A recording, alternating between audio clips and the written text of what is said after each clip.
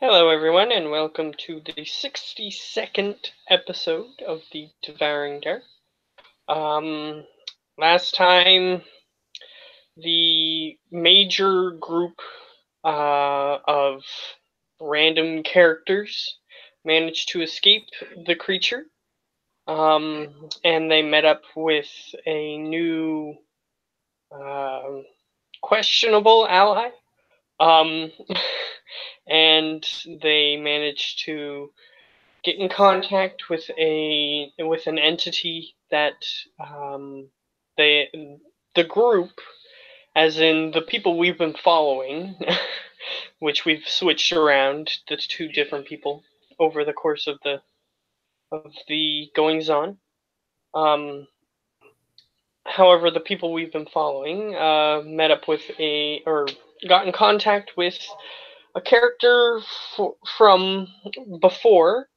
And he managed to get them out of their current location and brought them to a nice place that nothing bad is happening in, apparently. Although, during this, one of our old familiar characters is in a city attempting to liberate it. However, his soldiers are not doing very well in their cause, and he is going to attempt to escape, at least as far as I'm aware, and try to get some reinforcements, which is where we left off. However, we are going to switch to the group that is just sort of hanging out in the castle. What would you guys like to do? I'm good. We've just had a long rest, right? Yeah. Yeah. He magically made the beds appear in the room, and you guys laid in them and took a long rest. That's about it. Okay. So I'll ask the genie then. Hmm? So how long will it be until we are leaving?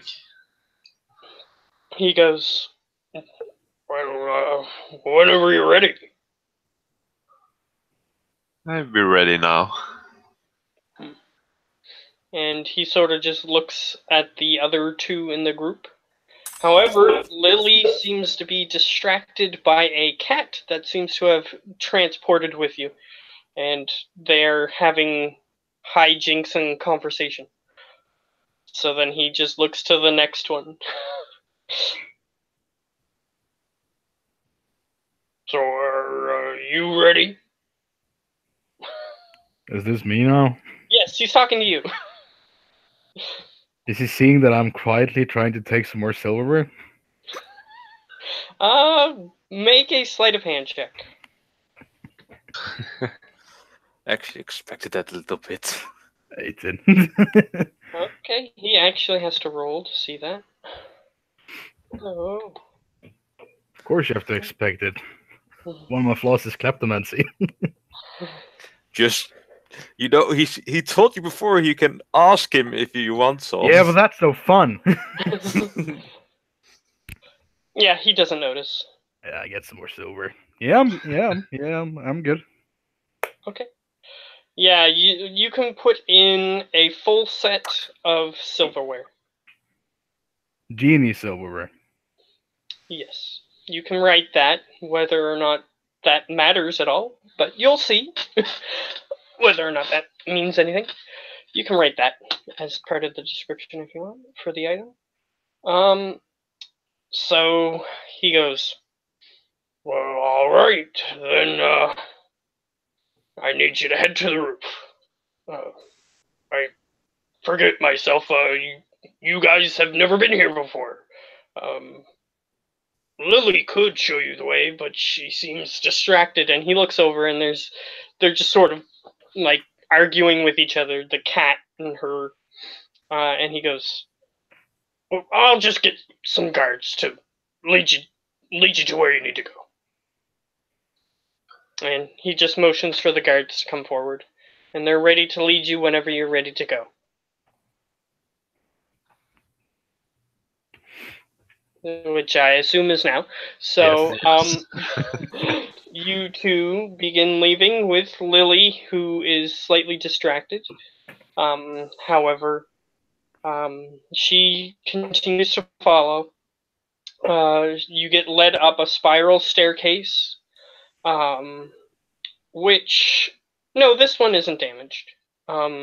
So you continue up through a spiral staircase and you get to like a barracks-like area, and you walk past these bird-like military personnel that are sort of just getting their armor ready. Some of them are just laying down to go to sleep. Seems like it's a shift change, maybe. And they continue leading you up another spiral staircase, and at the exit of this little spire, I guess, on the castle, is a large stone landing pad, I guess, would be the best way to phrase it. It's just a large square that you can see that like giant eagles are landing on the platform as you enter the area, and you assume that that's what this area is for. So you get led there. There's a Aarakocra there waiting for you with, I'd say he'd have 2 giant eagles with him. And he just sort of looks at you expectantly.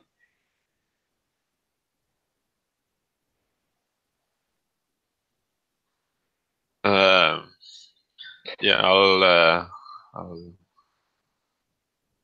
approach one of the eagles. All right. And I'll ask the Aarakocra. I don't know what languages they speak, so I'll just ask them in common. Do you mind if I take some blood in case I lose it? He just sort of is looking at you. He cocks his head to the side, and he doesn't seem like he understood what you said. He said he doesn't mind. I don't think he understood me, but I'll try and convey it a bit easier. So I'll pull out one of my daggers, like my sacrificial dagger, and I'll point towards the griffin that I'm given, and I'll just cut it's a giant eagle, but yes, I know what you mean. whatever mount it was, and I'll just cut a bit in my hand, and I'll point towards it to see if he does anything.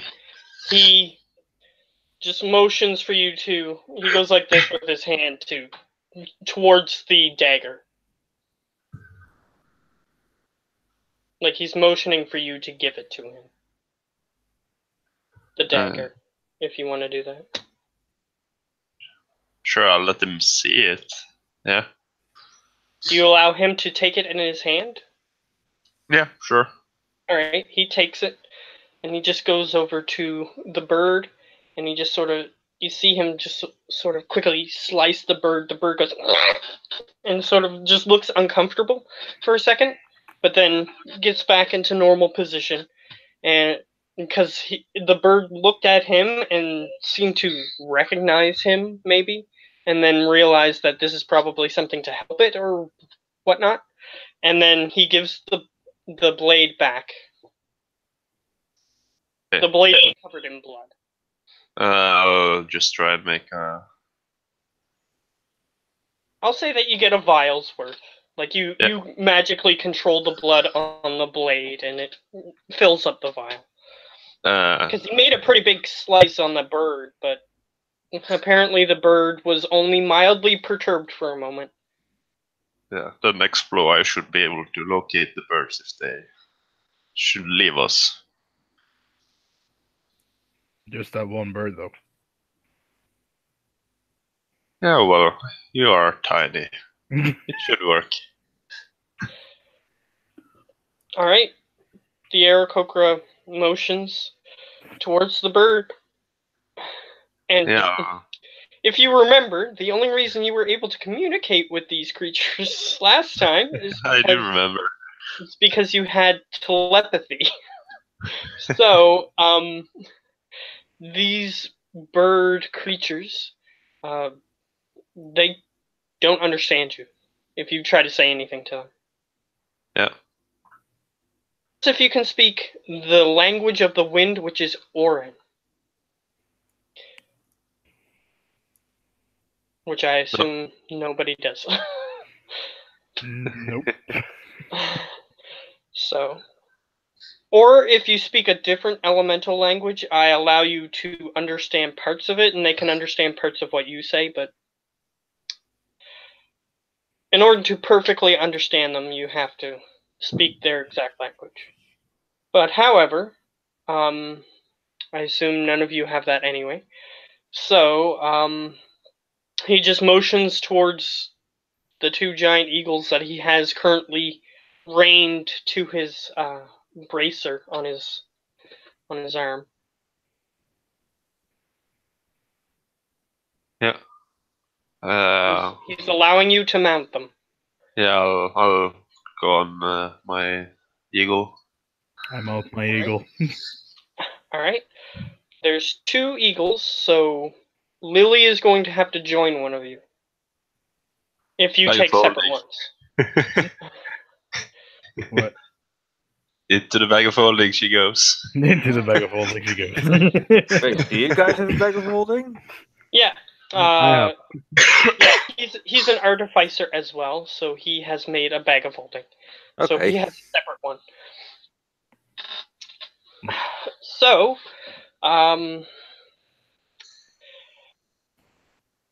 do either of you have a preference For what? for Lily to join you on the Eagle? Because unless if you both got on the same one, she would have to join one of you, because there's only two.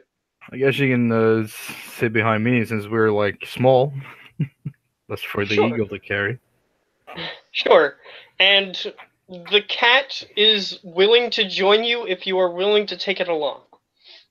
Into the bag of holding it goes. It'll choke. Exactly. Is Tabaki willing to take it? Yeah, sure, he'll take the cat. Why not? You do remember that the cat found some sort of magical item and it can now like summon armor around itself. Yeah. But before It we does have leave, an ability. It's not like it's going to be defenseless.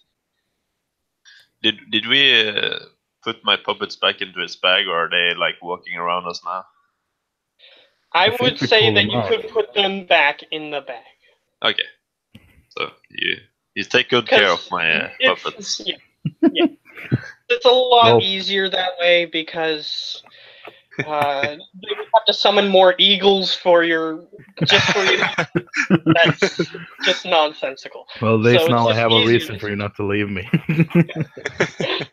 So I'm just gonna allow them to unnaturally snap their bodies inside this bag again. They are dead, so they can snap their bodies in unnatural contortions and manage to fit in the bags. Yeah. However, you can't fit much more in the bags because they're quite big. They're like Don't 7 touch feet my tall. silverware. So your bag is pretty much full. You wouldn't be able to fit like too much other stuff in there while they're in there. You'd have to remove them to add like anything substantial. Makes sense. So Can we name our eagles? if you want, Hello, eagle. I name you Kentucky. it looks bad. Actually, make an animal handling check to see if it likes the name. Kentucky Fried Chicken. Yes, I know the references. Make Yeah, same here. an animal handling Well, check. he loves it. Actually, he responds quite well to your name. Maybe he doesn't understand it the way you do. However, he responds well enough to it. So it seems like it's recognizing that you're attempting to get its attention when you say that name. And if you wish to name the other one, you can, but then you need to make another animal handling check to see how it responds. Well, that's not my eagle. You'll be having a name for this one as well. Bug? Bug? I don't know. Okay. Drumstick? You can roll an animal handling check to see how it responds. Drumstick. Okay, I'll He just doesn't like say drumstick. No, it didn't Yeah, like that. No. It's not that it didn't like it, it just doesn't realize that you're referring to it when you say that. Yes, So it just sort of keeps looking away. I try and get its attention and I call it Bug. Okay, you can. Yeah, this time, now that maybe it was that he wasn't saying it loud enough. And as soon as you say it, then it just sort of peeks its head, and you can see one of its gleaming eyes looking at you. It be liking Bug. If you level It it at up, you can least call it Pink. understands it. It at least understands what you're trying to do. And the guy, the Aarakocra, detaches his chains from his bracer, so that way they don't fly away. He detaches them from it, so that way you can take the reins and then fly off whenever you wish. To However, the skies, Kentucky! Oh. Yes, I was just gonna say, since Lily has flown this creature before, one of these creatures, she can actually control it without having to make animal handling checks constantly. So you can just let her fly the creature, and she will be able to control it. Because she has an ability to find a mount, but she hasn't done it yet, so she's familiar with how to control creatures. Oh, I'll hand her the reins. Alright. So she grabs on and she goes, "This is gonna be fun!" And she just makes a whipping motion, and the bird just flies off quickly. So Tabaki, you are familiar with these mounts, however, you haven't flown a creature in quite a while, so you may have to make animal handling checks periodically. Not now, okay. Yeah. You can take off, but if you have to make any special maneuvers, you may have a hard time. Yeah. Alright. So that bird continues. Starts to they run across the stone platform, and then when they get to the edge, they sort of grab on and then fling their bodies forward. It's kind of an interesting feeling of momentum when they leap off and then just start flying. And the area that you are in is the area where the eagles are flying has no clouds whatsoever, but there are clouds beneath you. And as you look back at the castle, you can see that it has many spires, different towers. It almost slightly looks nonsensical in certain locations, like a jutting out thing that doesn't look like it would be structurally sound in other places. However, here it is supported by a variety of clouds that seem to be able to support the weight of the entire castle. And the parts that don't seem structurally sound, there's like another random cloud that sort of curves up and allows that part to be supported by cloud. So it's a very interesting looking castle. It's mostly European looking, just stone castle with pointed tops, that sort of thing, on the tops of the spires. And the area that you guys just jumped off from has its own little cloud helping support it. And you just continue flying for quite a while. However, you're not entirely sure where you guys are going. So, how do you wish to try to get to where you're trying to go? Well, it should be Benjamin because I haven't been to the place. Neither So I has have his no character. idea. Yeah, my character hasn't either, but my character knows which way to go. The blood will lead him there. You can do things to try to help you find the right path. Since you have your blood religious magic stuff, Let's you can see. try to do something. Ooh, make a blood compass. A blood compass. Yes. But we do not know which way to go, even with a compass. Like, is this place north?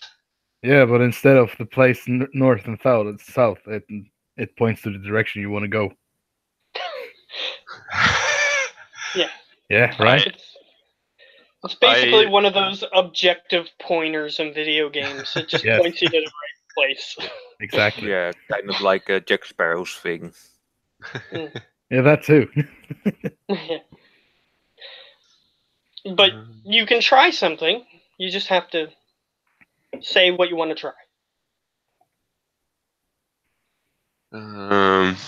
Yeah, sure. I'll just spend 10 minutes to commune. All right. And I'll ask if we're going the right way. If this is the way. Okay. You receive a correct answer.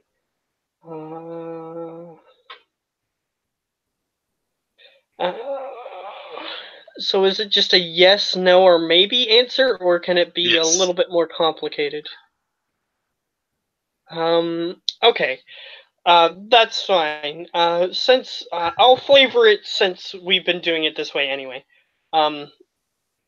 You spend 10 minutes focusing on it as you're flying, and then at the end of the 10 minutes, you feel your dagger surge with magical energy, and you just feel the urge to slice your hand, which you do.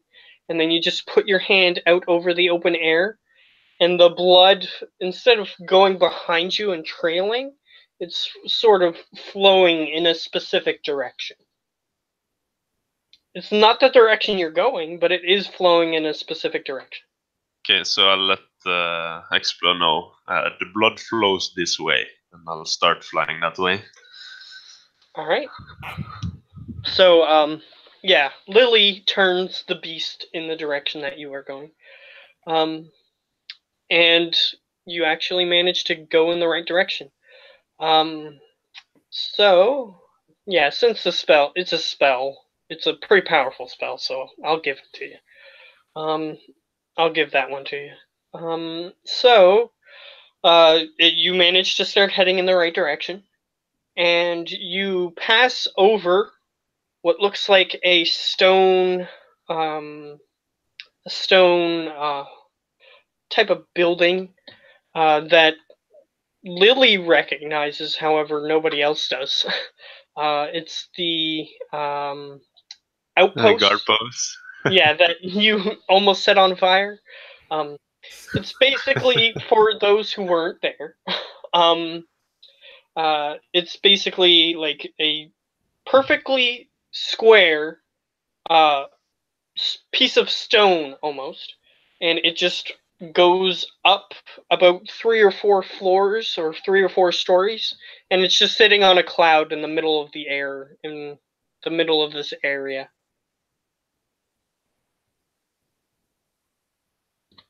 If you guys want to stop there, you can.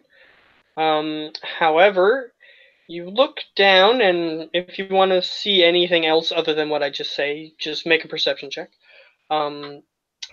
I'm going to say that you see that the building appears to be it doesn't have any windows or anything helpful to see inside. Since you got a 28, you can see that there are Erokokra sort of just patrolling the area now. For you as players, perhaps they just decided, well, you freed the area, even though you guys just left unceremoniously. But either way, it seems like there are patrols walking around on the roof, and there are giant eagles just sort of sitting there on the roof as well. Perhaps there's more people inside. Maybe it's a safe place for you to just take a moment and make sure that you have all the supplies you need, that sort of thing. How long have we been flying, man, already? You've been flying for about 3 or 4 hours. Yeah. Last time, if you remember, your guide showed you a way that went through like these really heavy windstorms. But since you managed to use, well, not manage, but since you used a pretty high level spell to try to get through that, he led you around the windstorm that they usually go through, and you managed to make it there a little bit quicker. Okay. So you didn't spend quite as long. So I guess we'll keep flying, man, past this area.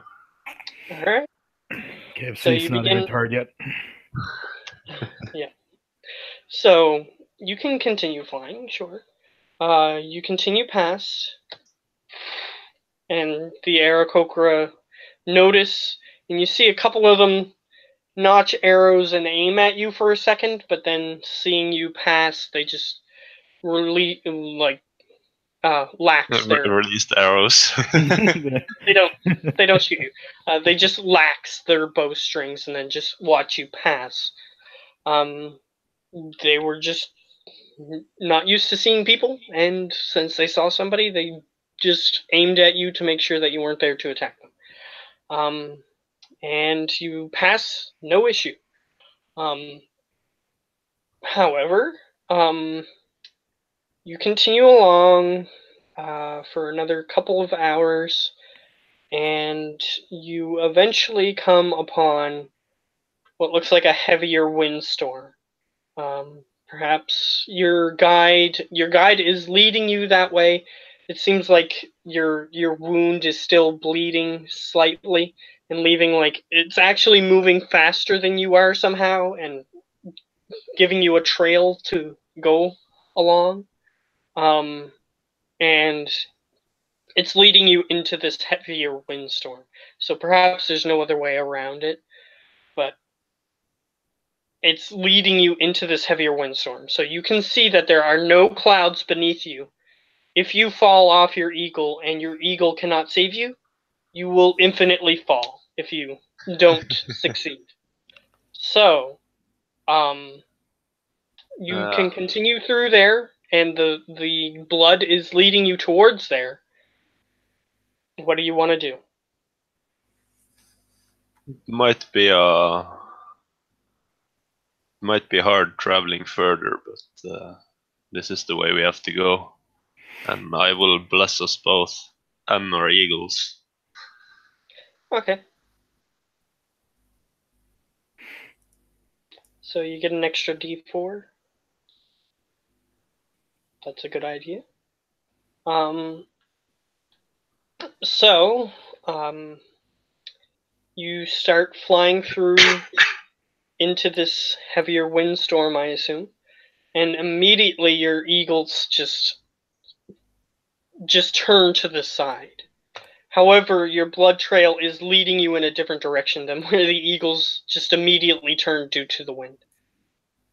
The heavy winds are just howling. You can barely even hear each other if you started shouting. So, I'll say, Burger, follow the blood. I'll try and make it move in the direction. alright, make an animal handling check. Okay, I'm gonna cast guidance on me as well. Okay. So that, and then 2d4s. Yeah, you managed to easily enough turn its head, and it's quite loud, but the eagles have sharp hearing and can pinpoint things even in heavier winds. It seems like they're trained to do that. And it picks up your voice easily enough, and it looks at the red stream that it's been following. Rather than turning that way, it begins turning the other way. Lily is continuing normally because she's led an eagle through a windstorm before. So she's doing all right at the moment. And you manage to continue on for about 3 or 4 minutes when suddenly the wind just ceases blowing for whatever reason, and your eagles get disoriented again. So I'm going to need another animal handling check.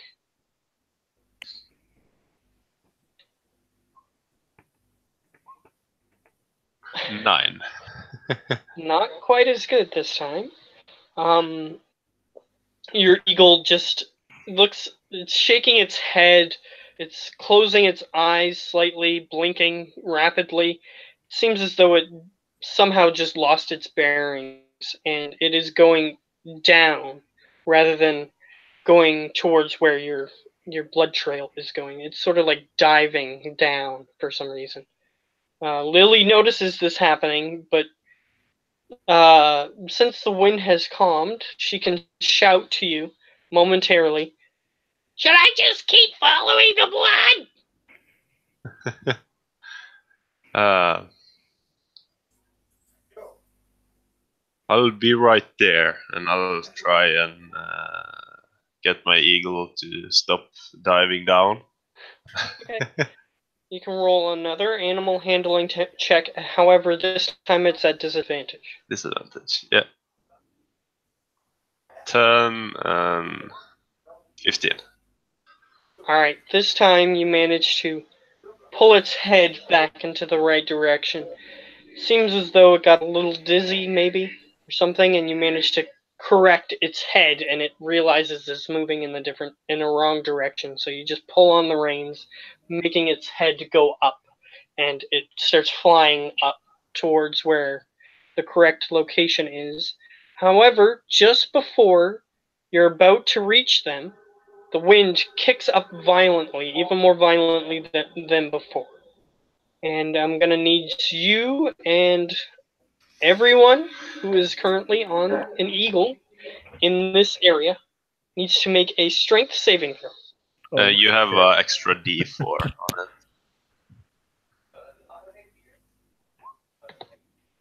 Well, shit. And you have an extra Yeah. d4.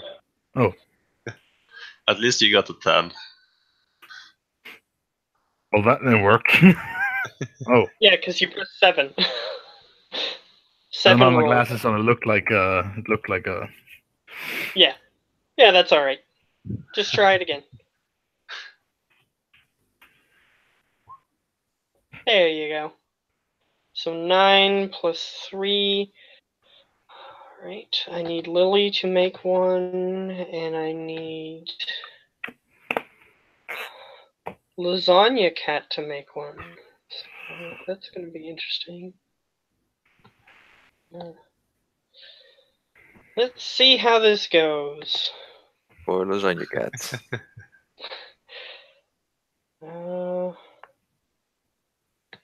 Just give me a second. I'm rolling for Lily first. Strength. She's pretty high. All of her saving throws are really high, except for her intelligence. I mean, it's a paladin. They get like charisma bonus to everything. So, and you also get the charisma bonus on your strength save. What's her charisma modifier? Let me check. Charisma. 0. Yeah, but her, like Lily's, because she's a paladin, she actually gives you a bonus based on her. Yeah, her charisma is 18. So you have a +4 on your saving throw. How? Just by standing close to her? Yes. Nice. Basically, yes. Does she have an aura now? Is that what's causing this? Yeah. She has an aura of 10 feet around her. Okay. Since level 6. Yeah, and her eagle technically would have had advantage if she had to roll for that too. But this rule does not require that. therefore, it is now just Lasagna Cat. Lasagna Cat. So yeah, you both didn't really do that great. He got 16 total. Oh, he did, yeah, but Yeah, he 9 still straight. rolled super low. But okay. And I got Let's shit 9. Just start making a new character. No, 8 actually. Well, your eagle did can that. still catch up to you, so you never know. That's Lasagna Cat. If the cat dies, it dies. So, luckily, she saves, and so does Explo. So both of you are fine. The wind kicked up, and you managed to grab onto the feathers of the eagle. Seems like it got hurt by you grabbing on and almost falling off, but it just sort of looks back at you and realizes that you were just about to fall off, so it was okay with that. However, both Lasagna Cat and Tabaki begin free falling. As I start Can we see falling, this? can I do something? Yes, but the first thing that happens is you fall off the eagle. Yeah. And the cat also falls off the eagle. However, it is going to attempt to do something before you get to do anything. Okay. So it is going to roll its dex. Yes. As it begins to fall, it realizes that it is falling and that it is in a very dangerous situation. So you just hear a loud as it just grabs onto you with its claws, digging into you. Do I take Dealing- damage? Yes. 3 damage. Well, now we're definitely gotta eat him. Okay, As it just violently digs its claws past your armor somehow, and it just hurts. Slightly, but still it hurts. okay, as that happens, can I cast a spell? Because I want to cast haste You can. on the eagle, and I'll shout out, "Burger, come get me!" Okay. So you cast haste on the eagle or yourself? Eagle. Okay. And for my bonus action on the turn, I would like to give him some extra movement by forcing him to move half his speed down towards me. Okay. Half his hasted speed.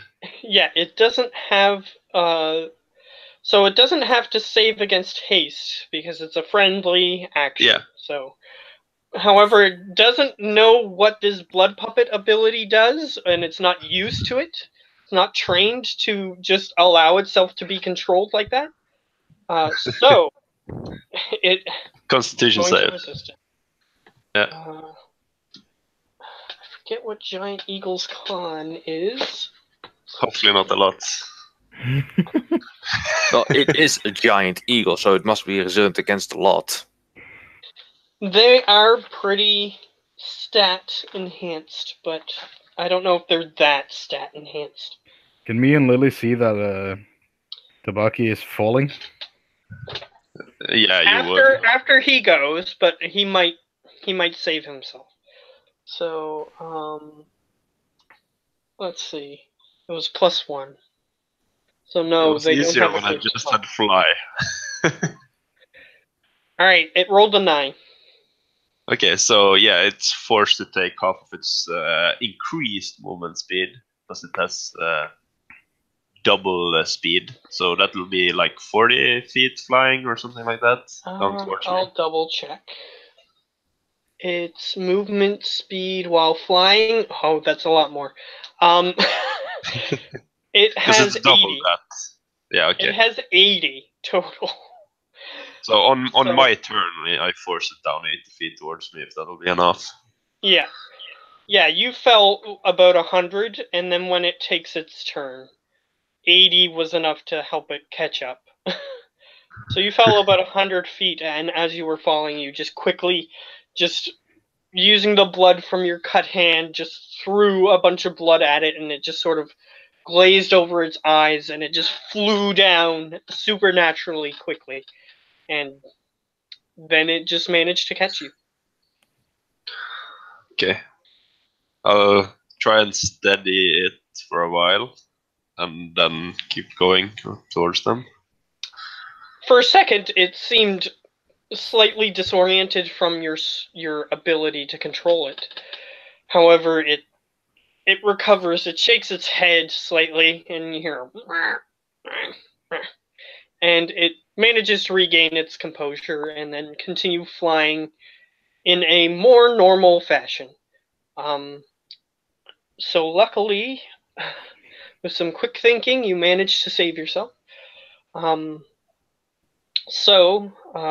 You guys continue flying for another 10-15 minutes, and the wind then is slightly increasing over that time, but it's not enough so that way you have to make any more rolls.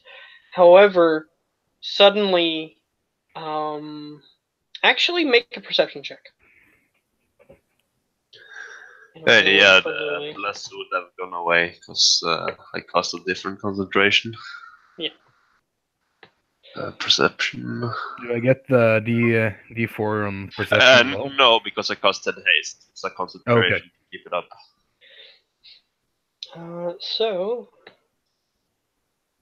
I have another ability that also gives me a D4 cantrip, so.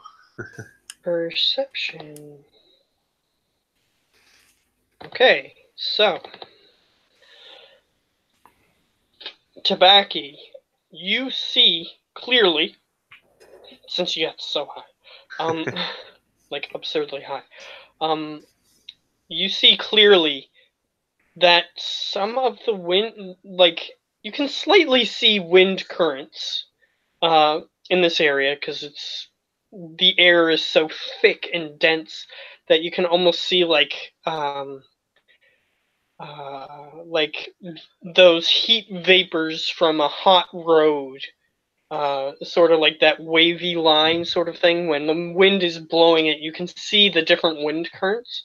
You see one wind current that seems to be breaking through the fast winds that you are going through, and it seems to be like moving erratically, and it's heading towards you guys. You don't see a creature or anything, but you see this weird wind pattern happen. So yeah, I'll make the others aware of that something is happening over there. We should try and stay clear. Okay, you guys can try to take evasive actions, which would, I guess, be stealth. And I'll let you guys roll your own stealth rather than the eagle's stealth. No. But if you don't wish to do that, I'm good. You can try to evade it. You can try to evade it. However, you know the speed of the eagles, and the way that this thing is moving, it probably would catch up to your eagles without something else. So you can do something else other than stealth, but you would have to come up with that. Can I do a nature to see if I can figure out what it is? Sure. Go ahead. Alright. Yes, this thing is, it's not sentient per se. It's a living thing. Like, it has a mind, and it can decide to do things. It's basically a living wind current. It can manifest on the material plane from time to time. However, usually they don't, and they are visible. Like, you can see this one moving, you can see the other ones, but they're hard to see, which is why him pointing it out to you, you didn't notice it with an 18. So you were keeping a close eye out, but you didn't notice it because it's hard to pick out. And Yeah, this thing matches this description.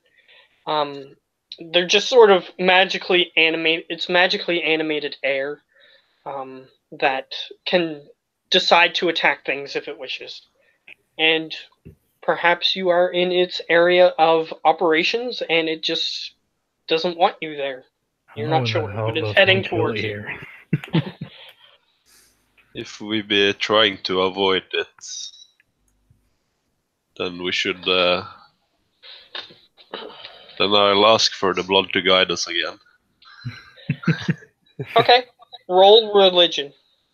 I was thinking more of using a spell to help me. If you want to use a spell, you can. But if you were just gonna ask, then it was a religion check. But you can use a spell.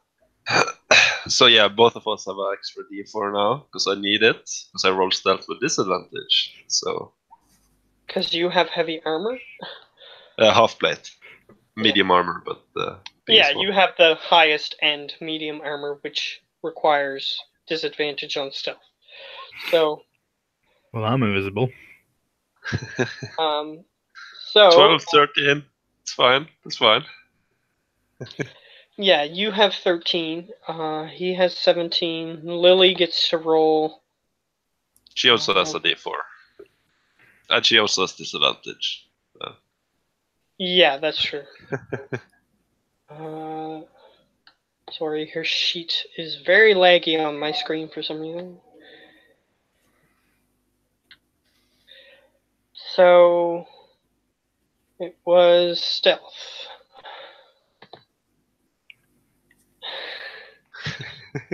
D4. Oh, and X-Flow, you have an extra D4 if you want to roll it. Well, I don't have to if it's good enough. Or Yeah, but it's always good. It's always good to have a higher number. They could like roll a 17 perception and they'll notice you, but if you have higher than that, then they will only notice the two of us. Yeah. That's usually how stealth works here. So they might not have noticed you yet, even though they noticed the group. Okay. I got a 4. So she got a 6. How did she get a 6 on a D4? No, she got 4 plus 2. Plus 2. Oh. 6 total. 6 total. So you got 17 plus 4, so you got a 21. He has 12. So how far away is it from us now? Because we'll be keeping an eye on it probably. well, you're flying towards it, and it is flying towards you, so it's kind of hard to tell. But when you attempted to hide, I would say it was a little over 100 feet away. Because you wanted to attempt to get out of its way or do something before it caught up to you. There's one thing I just kind of remembered. Where the hell is my polar bear? Worry about that. But it is present somewhere. Actually, I'm gonna say I haven't built him yet. no. Yeah. It's not that. You have built him, but I would say that he is. How am I gonna put this? I'm gonna say that. I'm just gonna have to do it this way. He's in your bag of holding.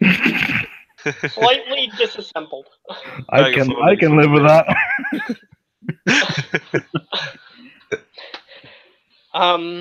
He's slightly disassembled. So you have to put him back together, but otherwise he's fine. So I'll say that you have to spend an hour putting him back together. You'll need to make a better bag, call it bag of minions. We'll just keep a bunch of people there. Okay, so... Oh, that's what I was rolling. I was rolling for it to see you. So, it doesn't have high perception, but that it has like might not minus matter. 20, right?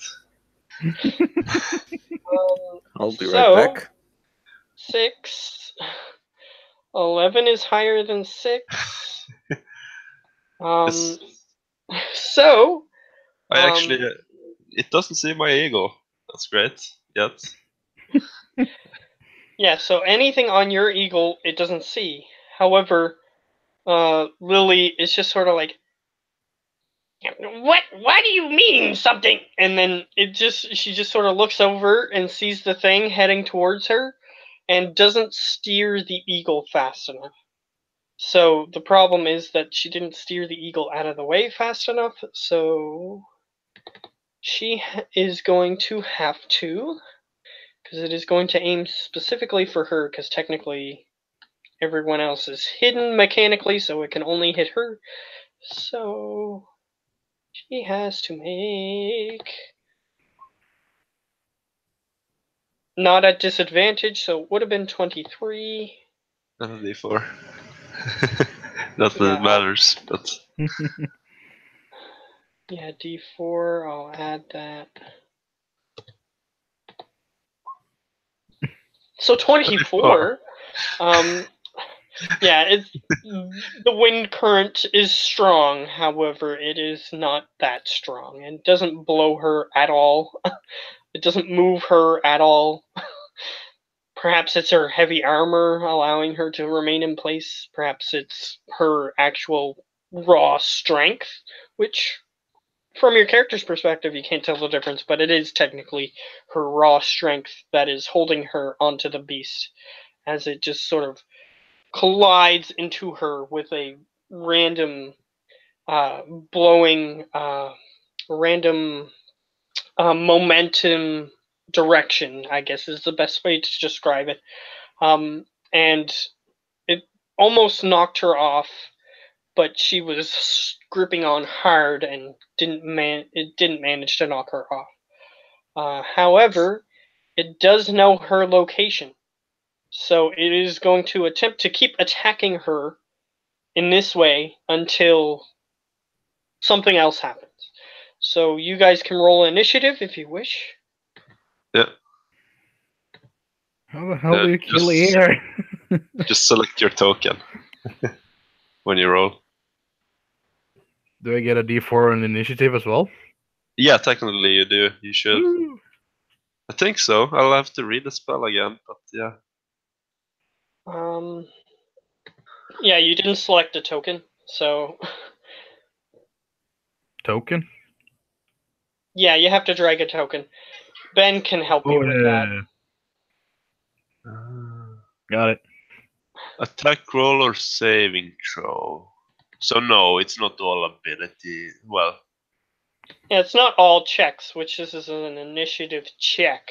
yeah. So it wouldn't be an initiative. Well, I got a 6, so you're on your own for now. I don't have disadvantage, but it only rolled once, so that's fine. 9. Yeah, I'm having a hard time adding his token to the initiative order.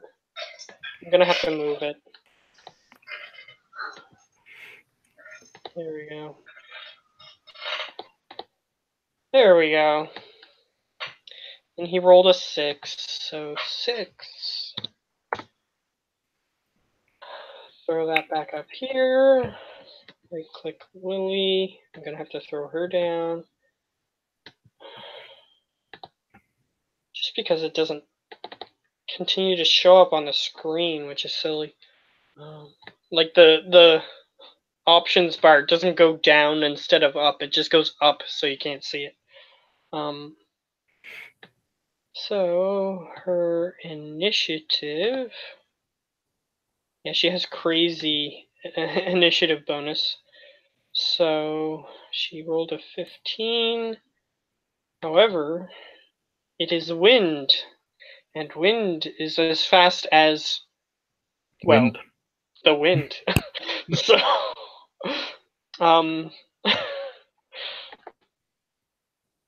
it rolled super crappily, though. So she technically gets to go before it. Even though it has a huge bonus. I'm gonna have to throw that down here. Right click, add turn. Okay. Yes, Sir Barlow is the wind current.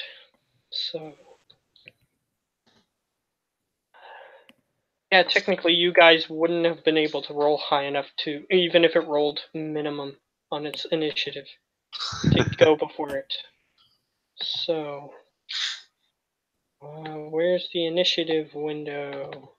Here it is. There we go. Okay, so Lily's gonna go first, and I made a mistake and got out of her thing. Therefore, I'm gonna have to click it again. Okay. So first thing she's gonna do is, since this thing is attacking her, and it can't move out of her melee range without her getting an attack of opportunity, it did not do that. So she is going to whack for a 19 to hit and a whack. And she does come into contact with something both times. It deals 24 damage.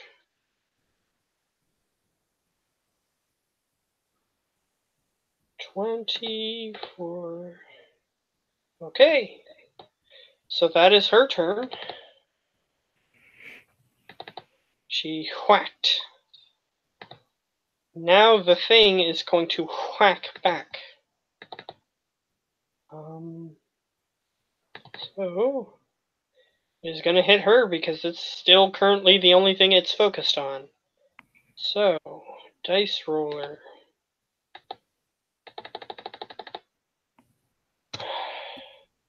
Okay. Rolled a 13. That is not good enough to harm her, so it does not do what it attempted to do. As it just sort of swoops down, you see what looks like a white movement within this sentient or living air current, and it attempts to hit her, whatever this white thing is, and you hear a ping off of her armor, and apparently it was something that would have done damage if it would have hit her, and it goes back into its slightly above her position. So now Tabaki. Okay. So I guess I'll ask, since you're the only player here, I'll just ask over to you guys. So you really be wanting to fight this air? Hell no. Okay, and then my question is, if I were to cast haste as a 4th level spell slot, could I target both of our eagles? Does it allow you to target multiple targets? At the 1st level, it's just you touch one creature and it gets that. Doesn't say anything about the other ones, so usually no. So it's up to you if you want to do that or not. Yeah, unfortunately, no. Yeah, that's fine. In that case, I will attempt to banish the air. Okay. So what does the air need to roll? It needs to roll charisma saving throw, and I hope it's not a charmer. Well, it's probably gone. But it rolled a nat 20, so no, it's not. That is a damn sexy wind right there. Like 17 is my DC, so It just makes it. So Jesus. you expect this thing to just easily poof. However, you see your magical energy come into contact with it, and it's still there. Even some of the blood that you spilled to cast the spell is now tainting its slight form, and it's just this red wind is whipping around violently in one location at the moment. This creature be hard to fight. It has no blood. And I guess I will use my movement to keep moving. Yeah, you just to can get a better move the sense. eagles. The eagles will automatically move on your turn. They Yeah. don't get 2 turns, though. Only the driver gets to move the Yeah. eagle. So Sure. you are the driver and you move the eagle. And Lily moved the eagle as well. Okay. So you move 80 feet per turn. Yeah. So That's that. unfortunately, that is that. How big is the thing? Now that it has blood on it, you can see that it takes up about a 5-foot square. 5 foot square? Yeah. Okay. Time for magic satchel. Time for magic Considered a satchel. medium. It's considered medium. Okay, I jump against the wind and try to put it in my bag of holding. Okay. I Here's drop a smoke grenade to see if we can go away. Okay. So I just scream smoke bomb and I throw it at it. okay. So you're That going will- to throw a smoke bomb at it. What does it need to roll, if anything, against it? Is it just that it's harder to see? It's the same as fog cloud, pretty much. It's a heavily obscured area. Okay. its speed is halved, Oh, and it becomes difficult terrain for 1 minute. Okay. that's cool. Yeah, it's a little bit better than fog cloud, apparently. However, so that happens. Do you do anything else? No, that's the only thing I can do. I have no bonus actions. Okay. That is basically for me just as throwing a cantrip. All right. So, axe. However, this time she does not come into contact with it with her axe. Unfortunately. Now it is its turn.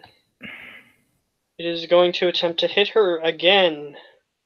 Seems single-mindedly focused on doing this task. However, it does not come into contact with her. This weird white whipping shape that comes from it doesn't seem to come into contact with her actual body. It just comes into contact with her armor. Perhaps this thing isn't intelligent enough to see where to hit and is just hitting wildly. However, Tabaki, it is your turn. Okay. Since I've had some troubles with this, would I have any idea what it is? I know he knows, but I don't think he told me. He has not told you, unfortunately. You can roll a nature check to see if you can identify it naturally. No. It's an air elemental. Basically, you can if you don't succeed, you can assume what it is. Yes. So, Okay, so for air elementals, none of my blood spells will work, I'll assume. Yeah, can I rot air? Probably don't think I would be able to rot air. So you can try. let me see. Just do that to see. Yeah, I rolled pretty decently. So yeah, I'll just still attempt to slow the winds around it then. Okay. Whatever water and stuff is in the air, I'll try and use it to hold it back. Okay. So you're going to cast slow on it. Okay, it needs to roll wisdom. Wisdom, yeah. Okay. Unfortunately for you, it's not very wise, but it's a bit more wise than it is charismatic. 14. No, it's not. Yeah, Well, so it fails. stat-wise So. it is, but not in succeeding, it's not.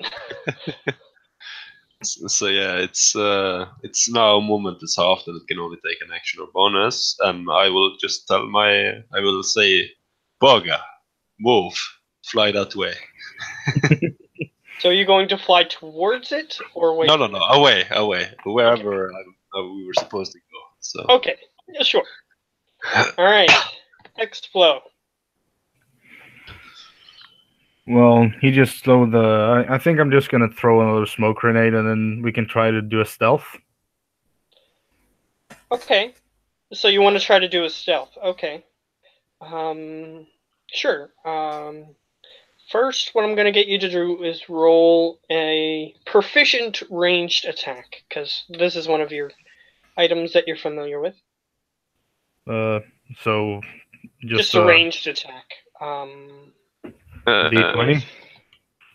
Yeah, and your a D20, your proficiency modifier, and your dex. Yeah, your dex. Yeah, that's 0, I think. All right, well, roll those Okay, that's 3 things.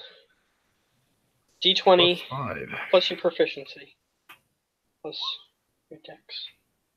All right. Unfortunately, the smoke grenade flies past it and falls into the infinite ether of the air elemental plane. Fuck.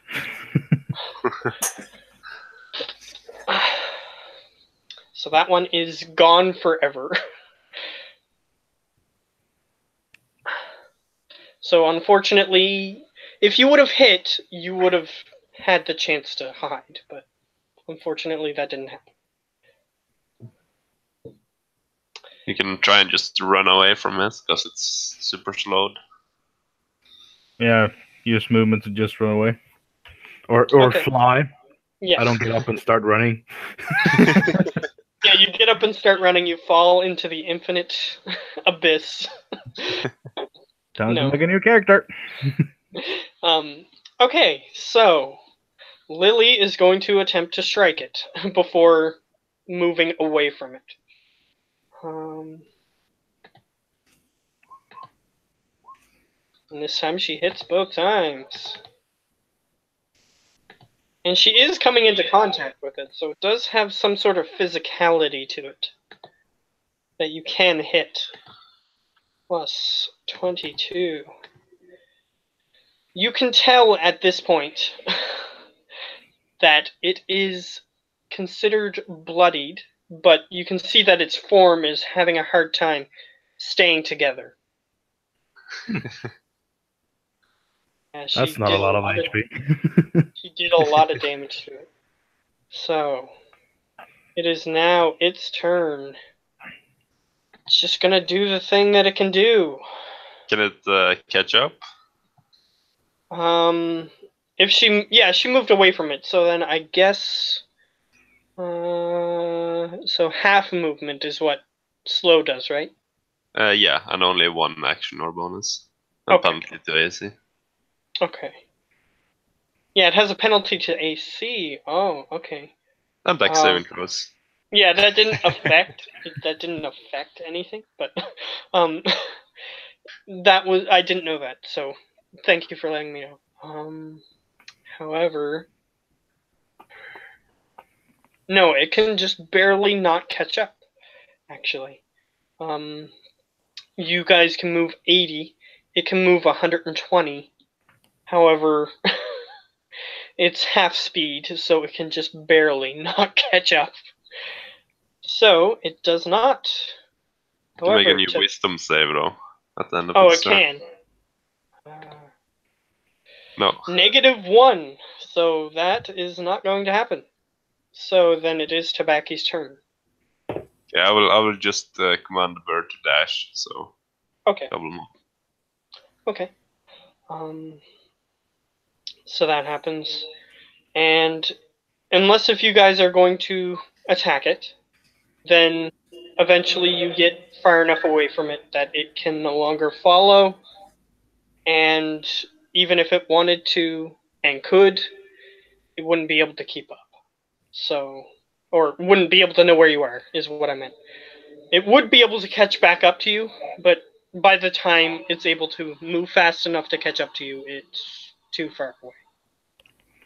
Well, So, thank God. you guys can exit initiative order if you wish. Yeah. How does one do that? And I'll just let you guys know it had 4 HP left. And the player That's not what you taking mean. all the damage. Yeah, it had 4 HP left. It wasn't supposed to be a difficult enemy. It was just supposed to potentially insta-kill you, and that was it. That was all it was supposed to do. Aren't you kind? Well, it had to blow you off the eagle, and then the eagle would have to fail to save you, and then you would die, so... Yes. So... You guys are fine. The heavy winds are still blowing, however. But you are fine for now. And you manage to, after about another 15 minutes, exit the winds. And you are in calm airs again.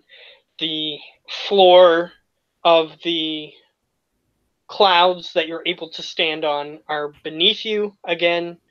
The heavy winds that were preventing the clouds from remaining there are no longer there. You're past them now, and you are flying through the air. You can see in the distance some sort of non-sourced light coming from somewhere that you can't discern. So there is bright light at the moment. And you're sort of flying towards perhaps where the light is, but you're not sure. However, now it is at that point that we switch back to what was happening with poor Giovanni's character, Edo-san. Yeah, your eagle is now flying in a completely different direction from where you wanted it to go. If he's actually here. Should be. I am. Okay, great. You're here. Hello. So, I wasn't sure if you were still here or if you had to switch machines or whatnot. However, your poor character, Poor your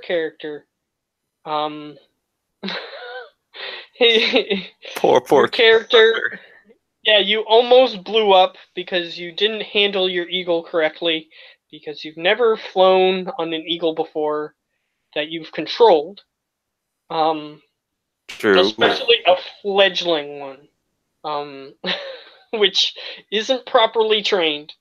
So you rolled super low, and it flew towards your explosive, and then got scared by the explosive when the explosive went off, and flew in a different direction. Your friends are heading in a completely different direction, and they don't want to fly towards the distraction to make this distraction useless. So they're going to continue flying in the direction they were going. So what do you want to do? You are now on an eagle that can only carry you, and it's having a hard time flying, legitimately. Try to give it a bit more encouraging by, well, you know the carrot on the stick style? Meat on the stick style. Okay, so you have some meat. I'll say that you have a ration that you can use that has meat in it. And it's just a nondescript meat. You're not sure what it is because it's been pickled, so that way it lasts a long time. So it's just sort of a green meat. It kind of looks unappetizing, but it keeps you alive, so it's good enough. Make an animal handling check. See if the bird goes for the meat or does something else entirely. I suck at that, I told you before.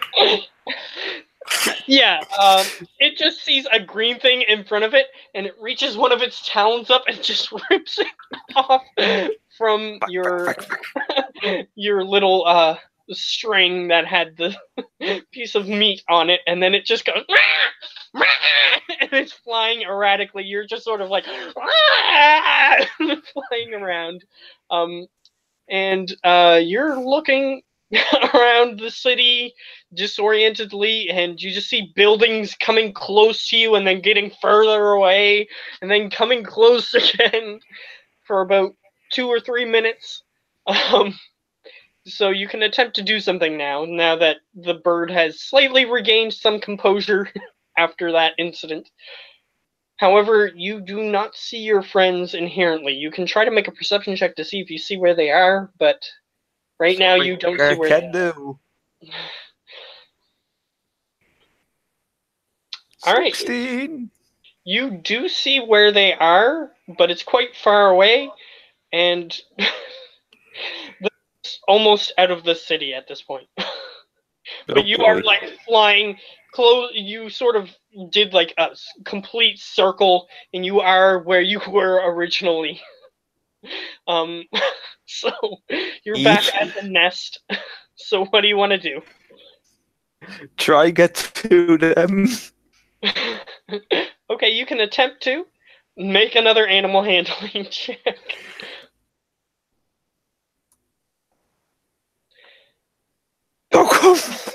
The DC is actually high on this one because it is a fledgling one. If it were a trained one, it would be easier, but this one, I can't give it to you with a 7, unfortunately.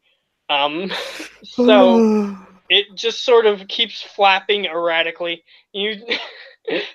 Anyone who is witnessing this from the ground just sees a bird going and a person holding on to it desperately. While the other two, they seem to be all right. It's not like their birds are almost crash landing. Perhaps you've just picked the wrong bird. If they would have picked it, maybe the same thing would have happened to them.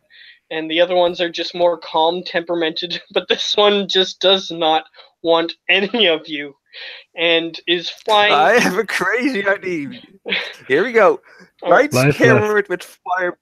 Like if it goes the wrong direction, just make a firebolt in the wrong direction so that it goes the right direction. Okay.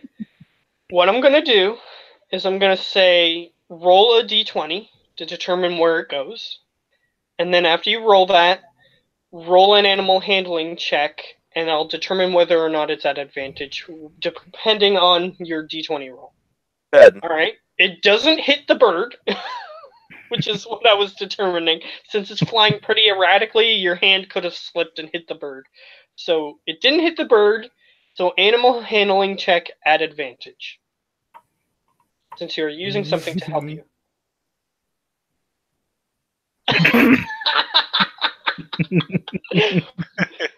This bird, why does the game hate me? They are just, you see them as specks in the distance, like little airplanes, just flying smoothly through the air. And you're just like, I'm just doing loop-de-loops, barrel rolls, and David. Yeah, and it's just desperately trying to throw you off. Which at this point, since you rolled so badly 3 times in a row, you have to make a strength check to see if you can hold on to the bird. Oh no! Oh no! You shouldn't have picked the bird with autism. No. First of all, fuck you. That's sweet. All right, so the bird turns its talon around and swipes at you. You managed to dodge because you were pretty dexterous.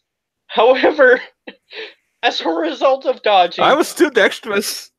As a result of dodging, you have let go of the bird. And you are now free-falling as this bird is just going... flying away. And you land on the top of a building. Make a d20 roll to determine how badly you land. How about I use my newfound ability to soften my blow? You can attempt to do something. You know, this is the blast wave. You can attempt to do something, so roll up something if you want. Well, since this thing is a blast wave in concept... Okay. Yes, okay, so the wall has 0 ability to use Dex saving throws, so it cannot dodge. Mhm. It's Yeah, not all that of a it sudden has the walls go, nope. It's not that it has a 0 Dex. It has a negative 3,000 Dex. It cannot dodge. It's not possible for that one moment it rolls a net 20. if it rolled a nat 20, I'd give it plus 100. So it still has negative like 2,900. It cannot dodge. Therefore, it gets hit. However, make a d20 roll anyway, but because this could still go very wrong. Because you are shooting a stone building. Arcane! Okay, so you don't blow a hole in the building, causing you to fall further. And you do not fall as quickly, so you take half this damage. Oh, fuck. Okay, so you fall 70 feet. So, you take half 30, so 50. That's not too bad.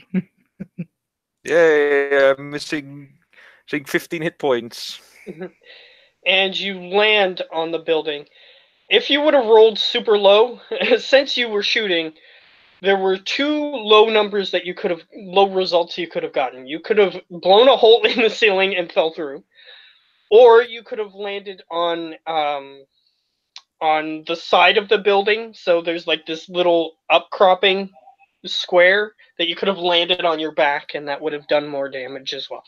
However, those 2 things you will manage to avoid, and you landed on the flat part of the building, hurting yourself, but you're not dead or severely injured. Not yet, you mean. However, make a perception check.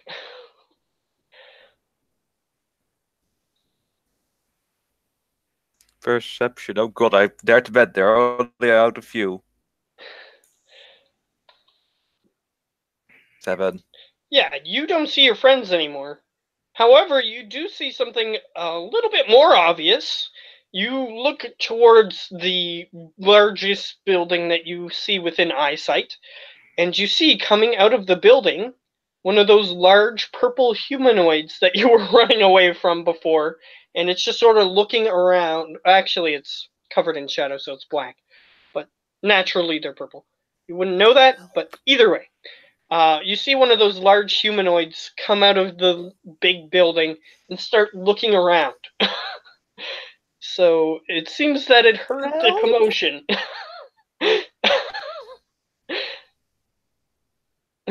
So what do you want to do? Hide! All right, you rolled a 24, so anything that is trying to see you would have to make a 24 at the next point that you have to roll. So you are hiding. However, it hasn't looked in your direction yet. So what do you want to do other than hide? You can do other things.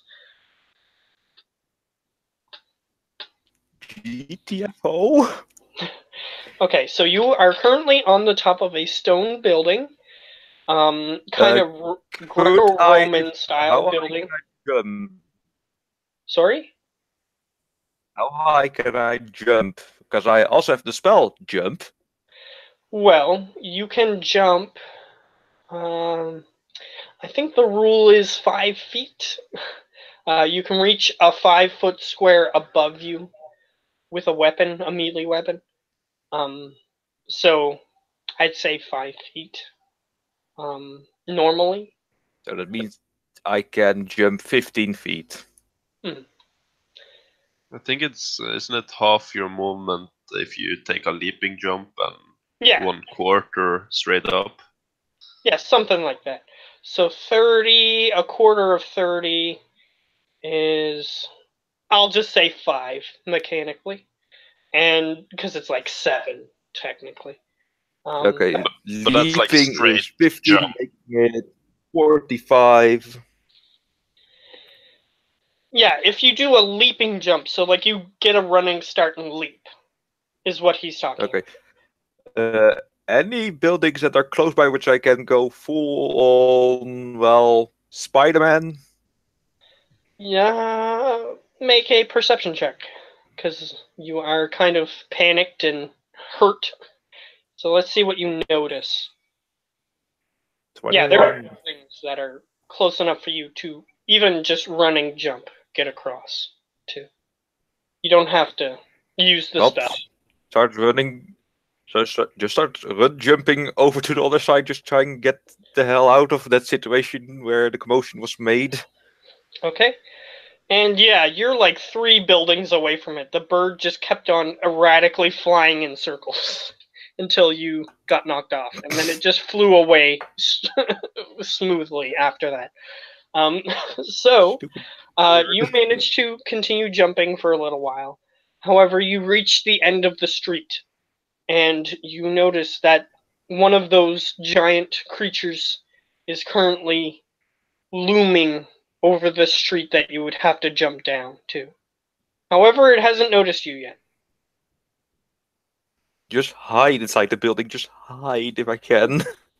Alright, this building, roll a d20 to randomly determine whether or not it has something useful on top of it that you can use. Or 13. take the... Okay. So, while there is no entrance to the lower part of this building on top of the building, because perhaps the residents of this building never foresaw the need to climb onto the roof other than for like repairs, which they would use a ladder for. Or perhaps they're bird people and can just fly up there. You're not sure. However, there's no, so you can't just like walk into a door or something. There's no door up there. However, there is like random straw laying around on the roof that you might be able to hide under if you wish.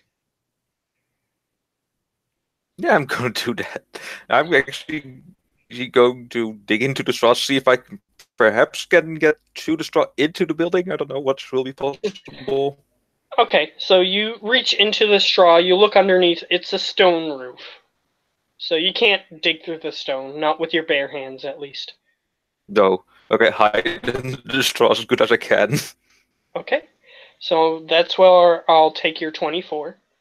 The giant creature begins looming over the building, and you're not perfectly hidden under the straw, so you can see this large black shadow of the creature blocking the light source that's lighting up the area as it just sort of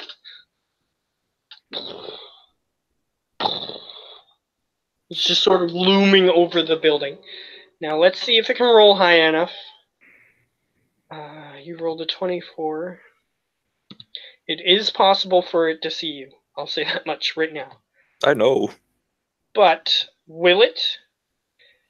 No, it will not. It will...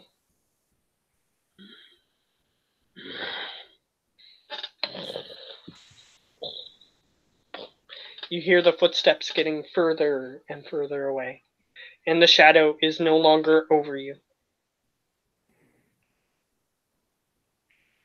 Just slowly get away from the place I am and try to get the hell away. Alright, so the building you're currently on, as I said, has no rooftop access hatch or anything like that. So you can look at the side of the building, or you can just jump off the building, but you're not sure how high up you are at the moment. Well, how about I give this building a window on the roof? Since I have a patch on my robe of useful items that says I can make a window. Yes, you can. If you have that item, then yes. You basically, if you have a window remaining, because you have to keep track of the items that you use on it when you use them. You just tear off the patch and you place the window where you want it to be. So You can place a window on the roof of this building if you want. I do, and then just go through the window. Yeah. Hooray, safety. So you place the badge off your cloak and put it on the ground, and then you just see,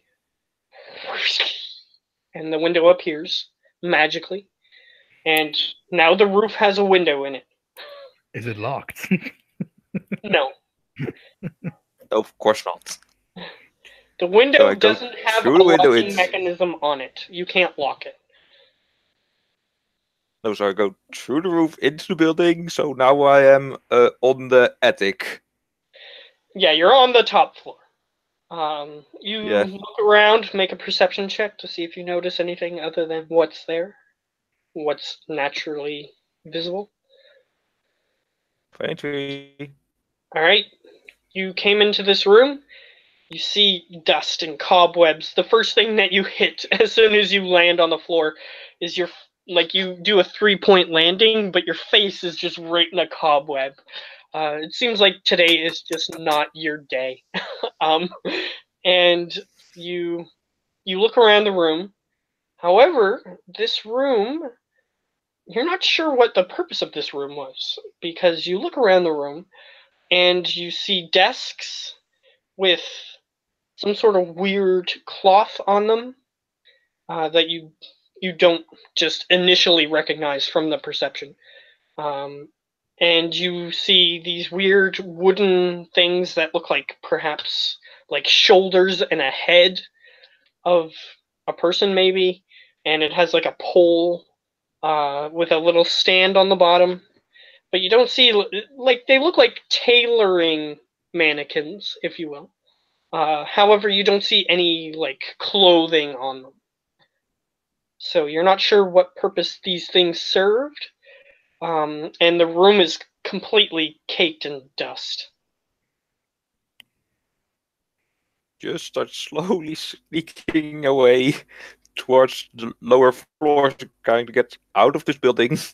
Okay, you go down to the next floor. There, with a 23, you would have seen this staircase. And you go down the staircase, and you look at this next floor. This next floor has windows on it. So technically, if you wanted to, you could have just jumped off and tried to get in one of those windows. But you didn't look for that, so that's fine. And you sort of just look around this floor. It's a pretty sparse floor, although it has like a stone built into the house sort of table. Sort of just like a solid table that there are some chairs around. You're not sure what purpose the rest of this area serves, but there's a table there and chairs. Yeah, and I guess the room is dark, no light sources. No, except from the window. The windows. That's the no windows. problem. Yeah, that's no problem. I have dark vision, so I can just see normally in the room. Yeah, if you want to see anything else, It's you just can make black and white. Yeah, well, there is bright light coming through the windows, so you can see clearly. Yeah. You can see colors, but some corners of the room it might be black and white still. But you can see the entire room. I'm going to see if there is perhaps something interesting in the room. If not, then keep going downstairs until we reach investigation. Well, otherwise just leave the building and go downstairs until we get to the ground floor and can leave the building. Okay. Investigation. 19. Yeah, you actually look around this room. The only thing of interest that you see is actually something that really interests you. You see what looks like a very rudimentary, but still existent and perhaps functioning firearm. It looks like it hasn't been cleaned in a while, but other than that, it's perhaps functionable. You might no worries, just snatch. Yeah, you might have to. I'll just say that your character recognizes that he might have to replace a part or two, or perhaps just clean it to make it functionable, but other than that, seems workable. You're not sure what the stats of it are, but you take it. So you head down to the next floor, and this is like a living area. There's like there's a door on one side. There's like this 3 stairs that lead down to a pit, like a cushion pit.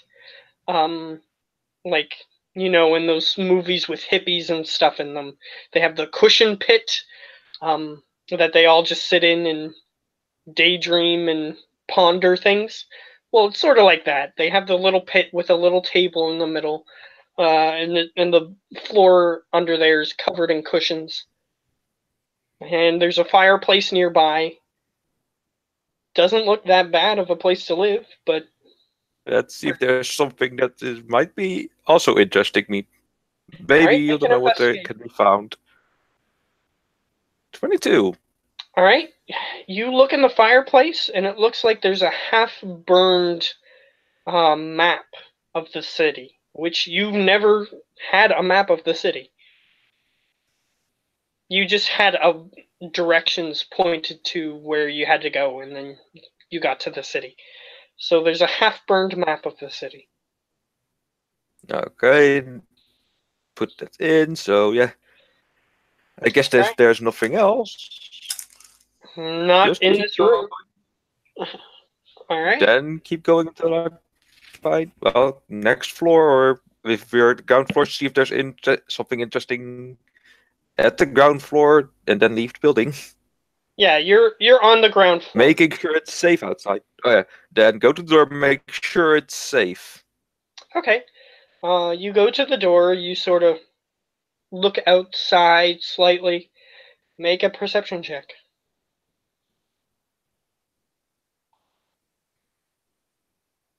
14. You don't see anything dangerous. You don't see anything helpful in the street, but you don't see anything dangerous either. So close the door and check the half-burned map if I can recognize like landmarks or anything that are in here to find out where I am, if that's on the not burned part of the map. Okay, make another investigation check to see what you can discern from the map, because it is written in a language you do not understand. 23. All right, it seems like there's something important on the map because there is a big X on it. You don't know what it says, but it seems. But the part that the investigation gives you is that it seems to be near that big building that one of those giant things keeps coming out of, that has prisoners all around it and stuff like that. Yeah, I So guess there's it's an X near that building. It's not inside it, but it's near that building. Okay, well. No, I'm not going to act stupid and go find out what it is. No, I'm going to try find my way out. Right. We did this before. Is there a small, like tiny, one-person sized rock? In the middle of a Just a tiny island, like that could hold one person. In the middle of this street? No. No, just floating around the giant island that's holding the city. Oh, okay. So you're thinking of like just a place that you could go and just hide out, maybe? No, well, crazy idea. Well, you're not sure. You do know what we did in the Sea of Flames, right? Right? All right. Well, if you're going to attempt to do something like that, you're going to need to make a perception check to see if you can even find something like that, first of all. Okay, here goes. No. 12. You don't see anything like that within your current visual range.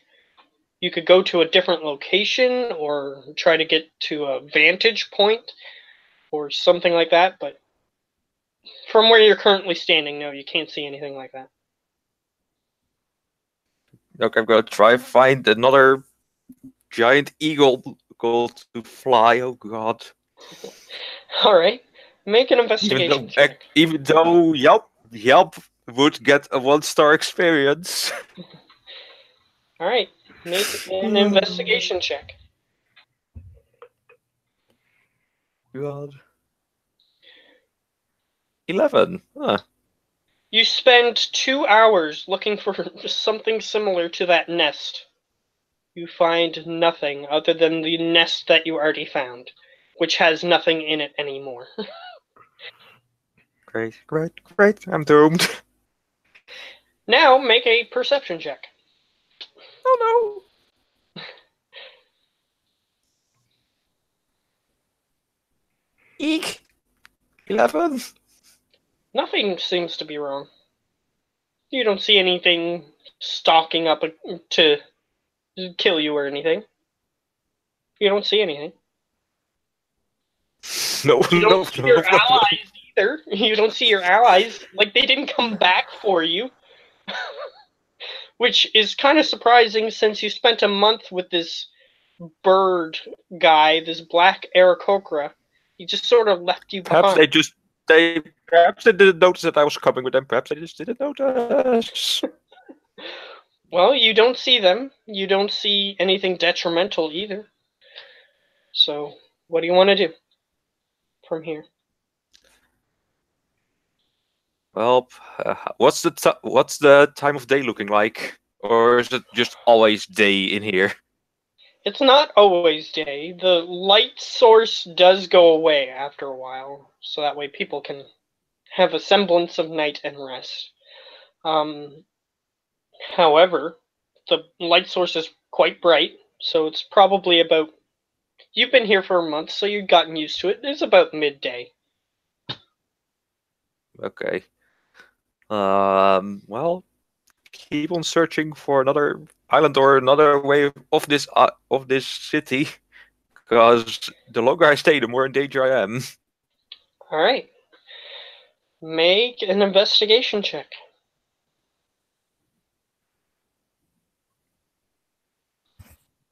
17. All right. This time, you stumble upon a building that looks similar to the nest that you saw before. However, it seems to be built a little bit differently than the other one. It has ladders that go up to the top of it, like the other one did. Just start climbing. I want to get the hell out of here. It's not safe. All right, make a perception check. Oh my. 18. All right, this time you see movement on the ground when you get about halfway up the ladder. Something dark between one building and the next. Start even climbing faster. And from the angle that you're at, it looks like it knows where you are and is purposely trying to obscure itself from your line of sight. Just start climbing faster. All right. You get to the top of the little nesting area, or stable, as they've called them. And you get on top. You see, make a perception check. Yes, you're making a lot of checks. 16. All right, you see eggs in this nest. Unhatched eggs. Okay, since I know I'm being shadowed, any buildings close that I could jump to with my jump of 45 feet? Well, if you attempted to jump with 45 feet, you could reach a building. However, it's mostly down from where you are. So you'd be like jumping straight down towards it. Okay, well, because this nest is above all the other buildings by a substantial amount. Peek over the edge of the nest to see if that's something that's shadowing me is still, well, shadowing me. Alright, make a perception check. I'm so boned. I don't see it anymore. Okay, start slowly going down because I'm freaked out. Alright, you start going down. Make another perception check before you reach the bottom.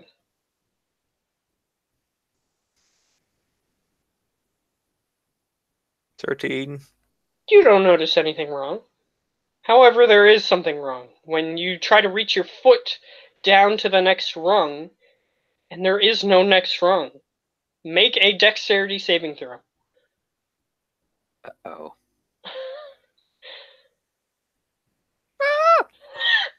You fall another 30 feet. You're gonna die. Same trick.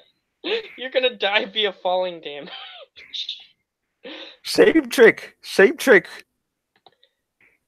To the ground. You aim at the ground, make a d20 roll. Oh, come on.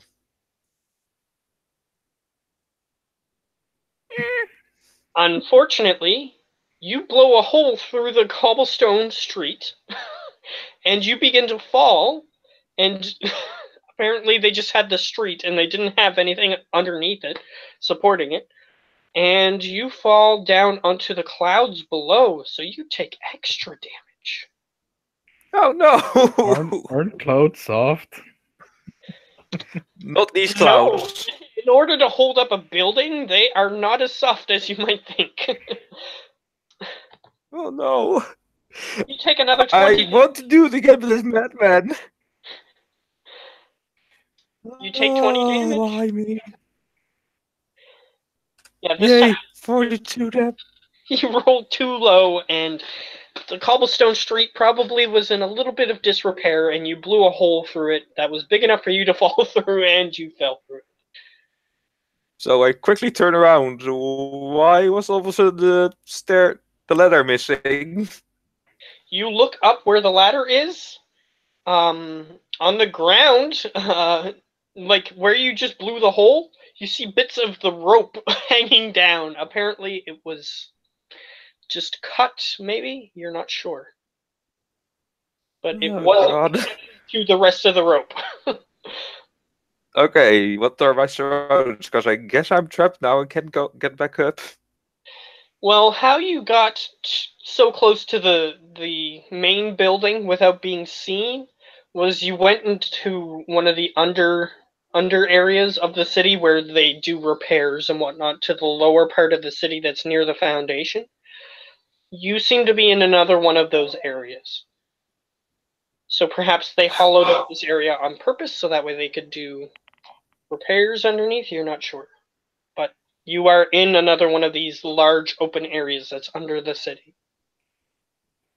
Well, time to find my way again. But this time not out of the same hole. Closer to the big building. Okay, so you're going to attempt to go... Are you going closer to the big building, or are you going further away? You know, on the half-bird map, you said that big building had an X mark close to it? Yes. Yeah, go to it, because X is. Okay. Alright. So you start leaving the area where you made a hole in the street. Make a perception check. Oh boy. Oh, mouse. That 20. You clearly see a cloaked figure jump down the hole and then hide behind a piece of rubble that's down here. Okay, I slowly go towards him, like I dropped something there. Okay. And shove my gun in his face. With the 25, as you begin to walk closer, you look around the rock.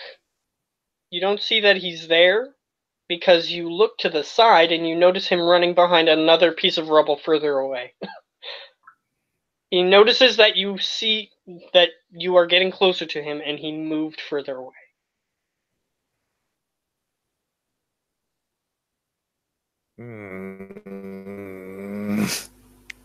So he's purposely trying to avoid you. But he's also following you. Let's see, do I perhaps have... nefarious, so...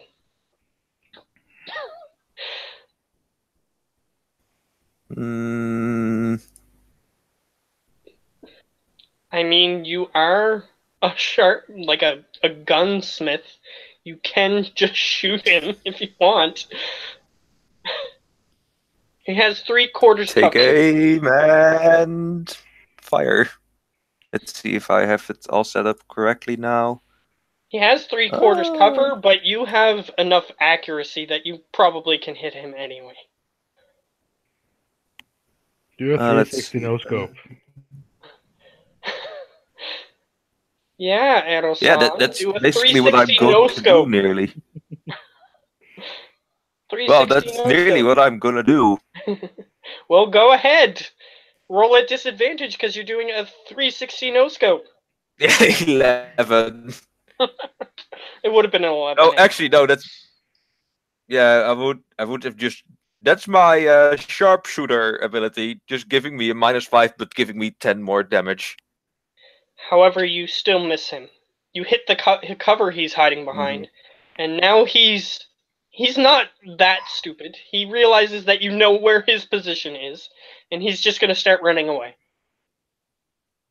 He is about, when you fire again, he is about 20, no, not 20, 40 feet away. So 23 Yeah, that hits 120 feet will reach him. Yes, and 23 hits him.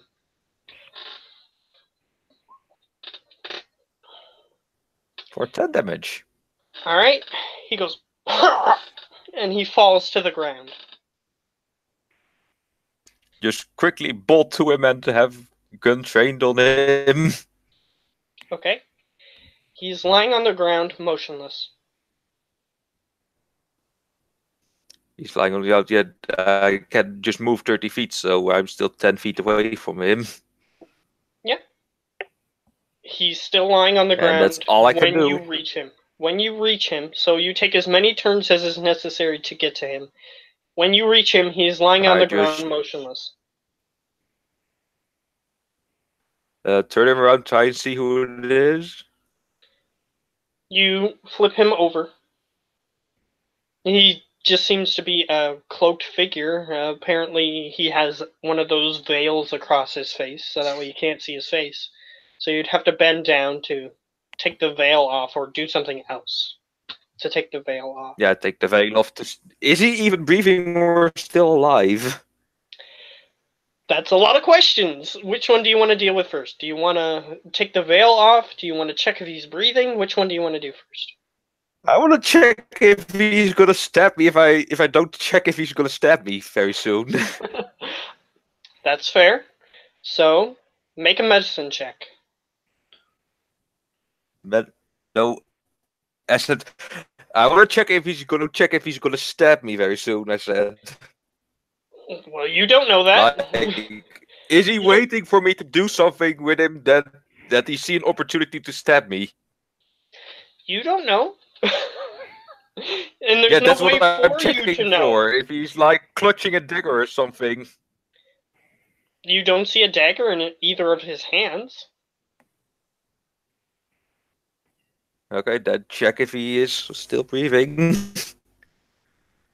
Okay, are you going to check and see if he's still breathing? Okay. 11. You bend down to check him to see if he's still breathing. And you do indeed find he is still breathing.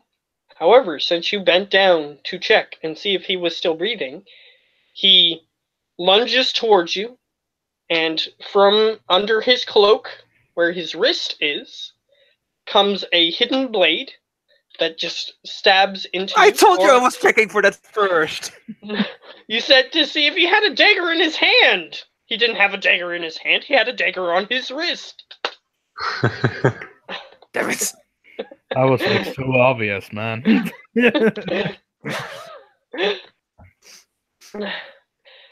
So this guy has an assassin's blade. He is an assassin, you can gather after that. So he is going to attempt to hit you with a +9 to hit. 16. Does that hit you? All right, so he No. attempted to stab you, but even though he had the drop on you, because you just looked in his hands to see if he had a blade in his hand, but he did not.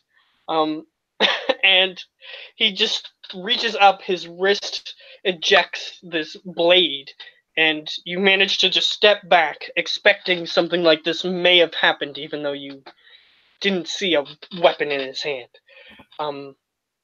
And he just stands up, and he's going to attempt to attack you again on the same surprise round. 14, Nope. which misses. So he's rolling super badly. Swings at you with his wrist again, and he gets into a serpentine-like position with his arms, to just sort of moving his arms, waving them intimidatingly, although he's not attempting to intimidate you. And he's just waiting for you to react at this point. So He at doesn't first, move Serska in just. other- However, Instead of before saying, you says act, DT? Oh, wait. yes, before you act, it is time to roll initiative, because he got a surprise round on you. Okay, let me just get the token out so that I can roll initiative.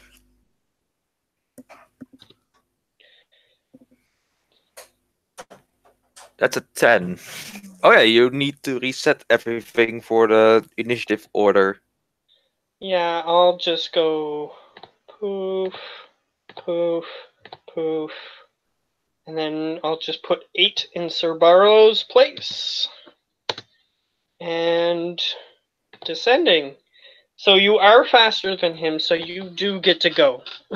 So what were you going to say? Yeah, so first, Ersan just stand up, says DT? You know what to do. And then he looks like and goes like, oh yes, I don't have him. That's true. Well, that's awkward. Alright, so the assassin just tilts his head slightly, not knowing what you're trying to do, but is waiting for your next move. So then, in our awkwardness, I just go like, boom, gun. However, he is in melee range, so you would have to move or have disadvantage. Which, even if you didn't, it's still a natural 1, so you miss, and your gun has the appropriate thing happen to it. Yeah, it's broke. So you have to fix it, which is by the rules Well, of good how. thing I can still channel magic to it.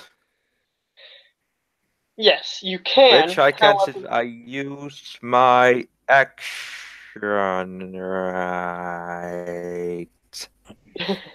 So, what are the rules for fixing your gun? It takes an action to fix tools. Yeah. So, you are out of. You can do nothing unless if you have a melee weapon you can hit him with for your second attack. Let's see. Hold on. Because an equipment Nope. action is free, so you can just put your gun away and Nope. take something else out. Can't you use the butt of her gun? He can, but there technically aren't stats for that. So then I'd have to say it's an unproficient melee weapon. And Let's make his time even harder to hit me. Okay, that happens. So suddenly a shimmering shield appears around you. Sort of like a magical force. And that's all I can do. Otherwise, I would. Well, you know what? I do that. I just go like, bye, and start bolting. No, I start just moving away from him. Okay, he gets an attack of opportunity. Because you used your action to try to shoot him once and then the gun broke. So, Yep. you cannot disengage. So, he gets to roll his attack, which is +9. 17. That would have hit if I didn't cast Shield of Faith already. Alright, yes. so He did see the perfect opportunity to hit you, however, he didn't take into account the shield. And it just sort of glances off the shield, not hitting you.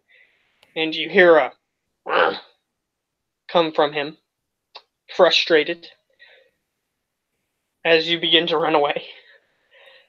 However, you only get 30 feet away from him, so he moves 30 feet up to you and tries to hit you. So that's 2 more attacks. 1, natural 1. 2, 22!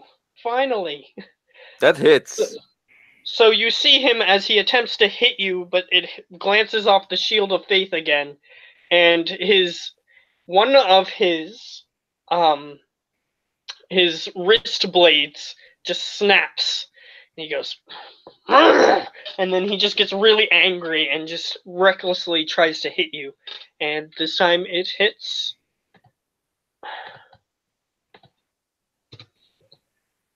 For 11 damage as he just pierces your armor with the noise that's common to the Assassin's Creed games. Oh boy. That hurts. So, it is now your turn. I just start. Well, no, I should. Well, yes, that's a very good one. Bugger. Lots of bugger.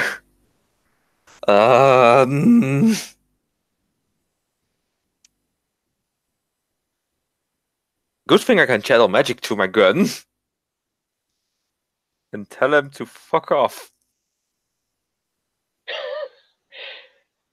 Alright. You attempt to do that. He needs to make a strength save. Ooh. He's an assassin, so strength is not his, well, Storm strong. shield. Yeah, I am just the funniest man of all the funny men. 16! He just barely makes it. Fudge!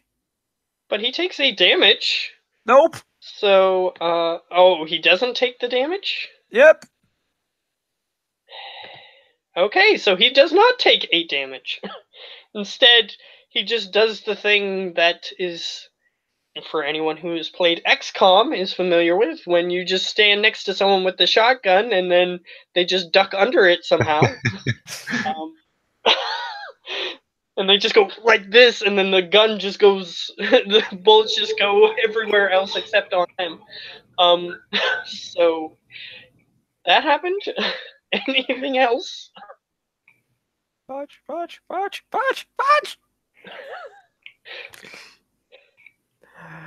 He might get a natural 1 and break his other blade. Yeah, Ghost. Well, yeah, I can do very much. Fuck.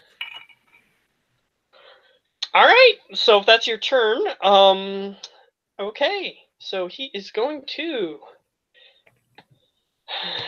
Hold on. I see something I have. I am going to hit him with my light hand axe.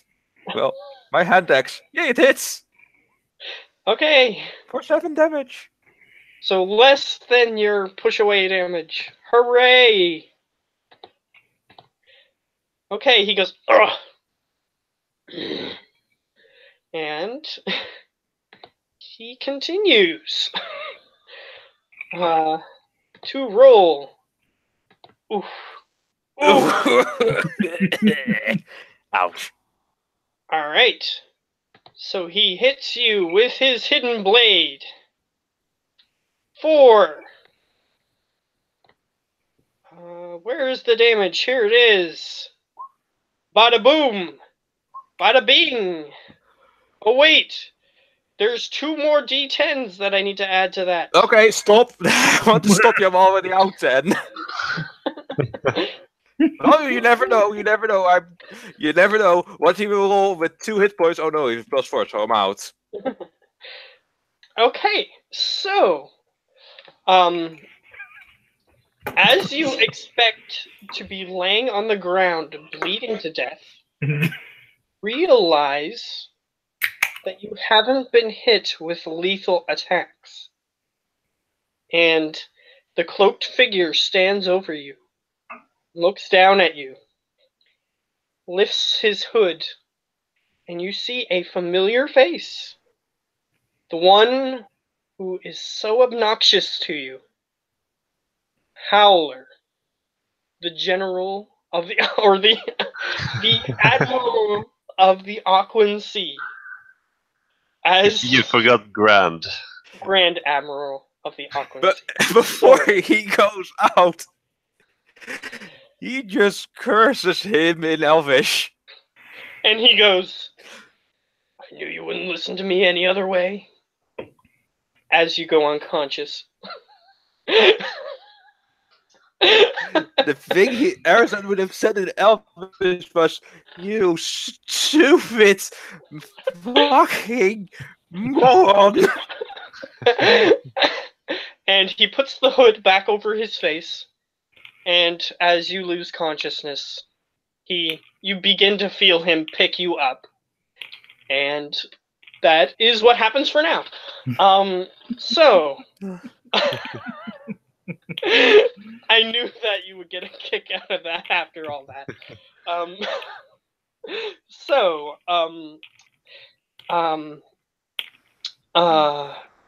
We switch back to 2 eagles flying over a vast sea of cloud, and they continue flying over this expansive area that has virtually nothing in it. Though while you are traveling, I'm gonna get all 3 of you, so I'm gonna get Lily to roll as well, some perception checks while you are traveling. As we're traveling, I continuously annoy Lonnie by saying, "Are we there yet? Are we there yet?" He goes, now, now, Are we there yet? every time. She just responds equally each time, as if she's played this game before. Which All right, she has, obviously. Yes. All right, Tabaki, with your 25. Again. You notice that there are some creatures sort of in the clouds below you, but they don't seem to be coming towards you. But you do have a chance to identify any creatures that you see with a nature check if you wish. Sure. 17. All right. You identify one as a dragon angler, which you guys have encountered previously in the campaign, but not as this character. Very, very long fish-like creature that has an angler light on the front of it. And it can move extremely fast, like 120 feet per, and then it can dash for 200 and some. And it seems to be hunting little cloud beings they have a little cloud tuft as their main body, and they have these just black heads and arms and legs. They're called cloud munchkins. They're not very intelligent, so they're not smart enough to be a species or a race that you could play as. They're just really, really dumb little things that look like people, and they run away, and they just the only thing that they can do is go as they run away from bigger threats.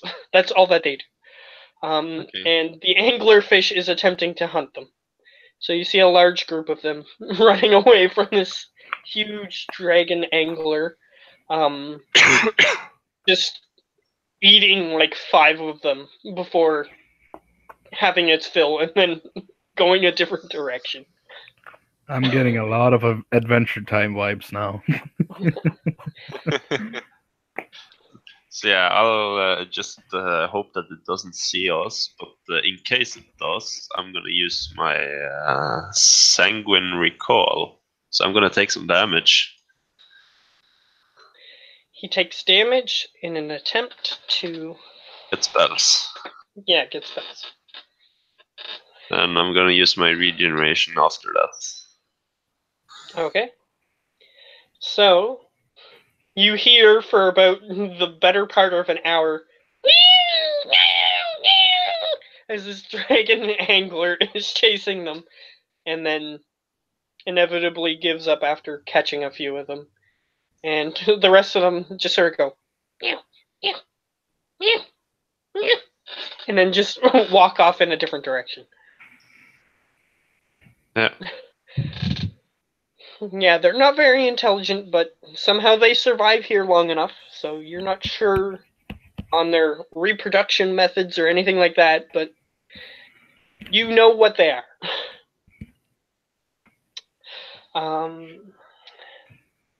So, after that, I'm going to need you all to make another perception check. Yeah. Ha! He didn't get 25. Only 16. Low. He's still the highest. He's still the highest. I'm gonna do this as well, just to, yeah. Okay. So,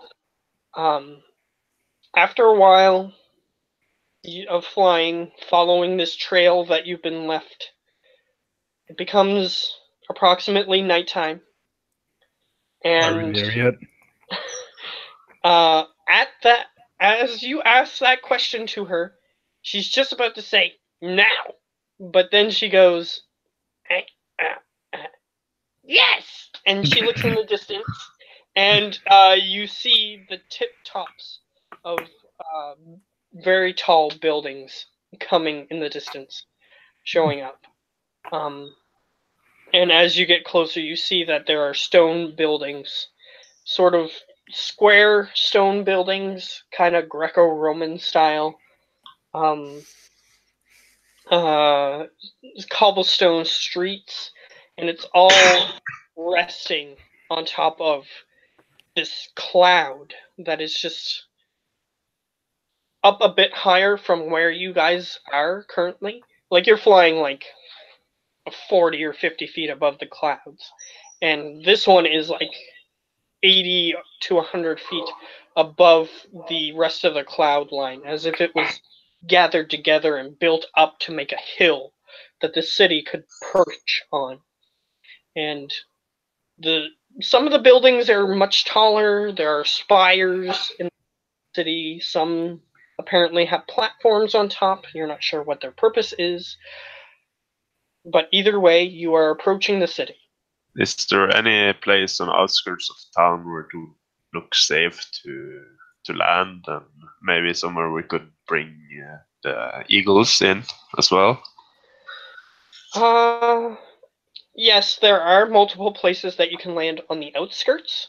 Similar squares of stone that look out of place here, but they look apparent to be like landing pads for the eagles.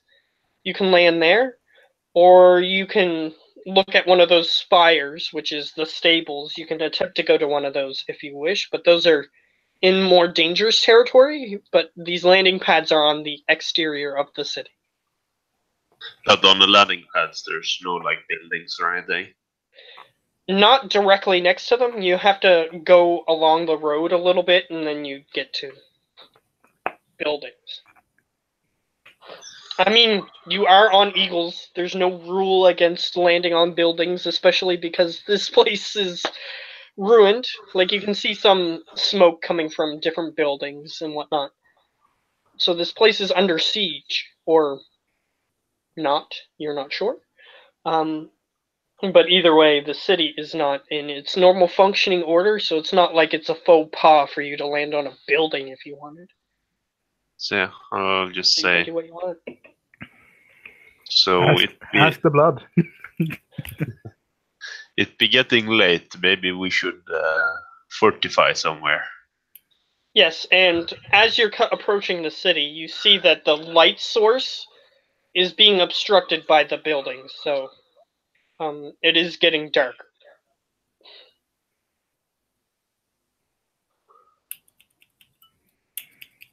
So from your perspective, you're sort of in a shadow behind that is being cast by buildings. What was your opinion on like finding a place to fortify for the night? Is what my character said. Let's follow the blood.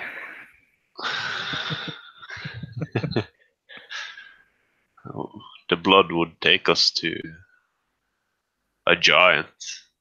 If you are ready to fight it already, I am not at my best. Sure. I'll follow your lead. And we shall set up, and I'll just try and find one of the buildings nearby. That looks like we can enter with griffins. Okay, so there are the exterior buildings. Do I get to make a hole now?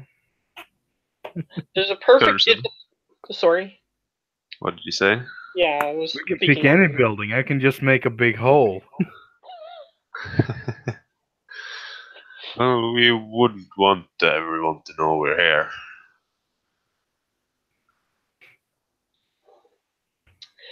Either way, the city is perfectly circular. It's like a perfect circle.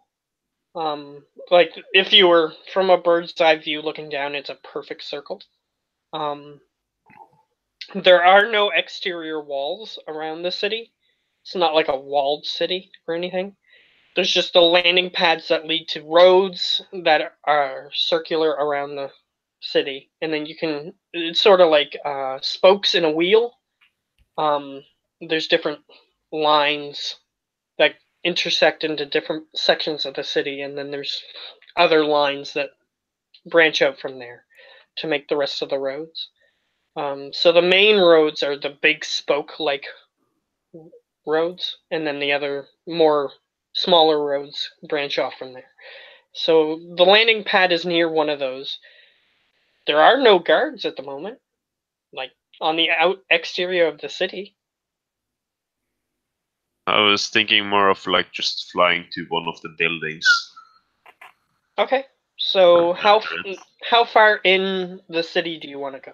On the exterior, like as far away as possible. Okay, so you're on one of the outskirts buildings. I'll let you choose from 3 different types of buildings that are on the outskirts. There are regular houses, which is similar to what Erosan was going through. There's the farmhouses, which are single story. And they have fields next to them with barns that are 2 stories. And there is the sort of like what you might assume is a customs building or a guard outpost, maybe. They're very small, fit maybe 3 people laying down in them, and they have a large window that perhaps a guard would be standing in that accepts like papers or travel documents or something like that. You're not sure what purpose they would have for that here, but either way, they have it. Those types of buildings. So, which of those 3? Probably in the barn. Farmer's house. All right. So, what are you doing? You're doing a barn? Yeah. All right. So, you land next to one of the farmhouses, and they actually do have soil here with some crops. It's kind of weird looking plants, but they seem to be vines, like really thick vines that are laying on the ground and curling around different things. And they have little branches off of them that have little red fruit on them. Ooh. I ate one. All right, you go up and grab one and take a bite. I need you to make a Constitution saving throw. Whoops. No, That's no, perception. what? You perceive the apple or the fruit. No, I hit my keyboard. I didn't know I could do that. Apparently, you can. Charisma or what saving throw? Constitution. Constitution. Constitution. All right, it's a very sour fruit, but you managed to stomach it. And it's not like you spit it back out. Machines, just saying. Okay. Yeah, we'll get to you in a little bit. So when you come back, yeah, it's a very, very sour fruit. But you assume if cooked or prepared properly, like in a pie with lots of sugar, it'd be a decent taste. It's just unexpected. Very sour. Red lemons. Yeah, basically. So, do you need to take like a short or a long rest to get your spells back, or He needs a long rest? Yeah. Unless if he want to keep hurting himself. I can't. I'll have to take a short rest to keep hurt myself. I can hurt myself in short rests. That's fine. Yeah, he could just take like 10 short rests and keep hurting himself and get all his spells back. That's nice. Emo kid. However, it would probably be a little bit more prudent to take a long rest. And it be getting late as well. Yeah. How much? Do you have a dark vision? Yeah, you probably do. Gnomes. Yeah, gnomes. I'm a rock gnome, so I actually don't know. We haven't written it down. Yeah, I do. Yeah, I have dark vision. But I don't, so I wouldn't do it. Yeah. Yeah, but his character technically doesn't have dark vision. So he wouldn't want to be walking around in the night without a torch, at least.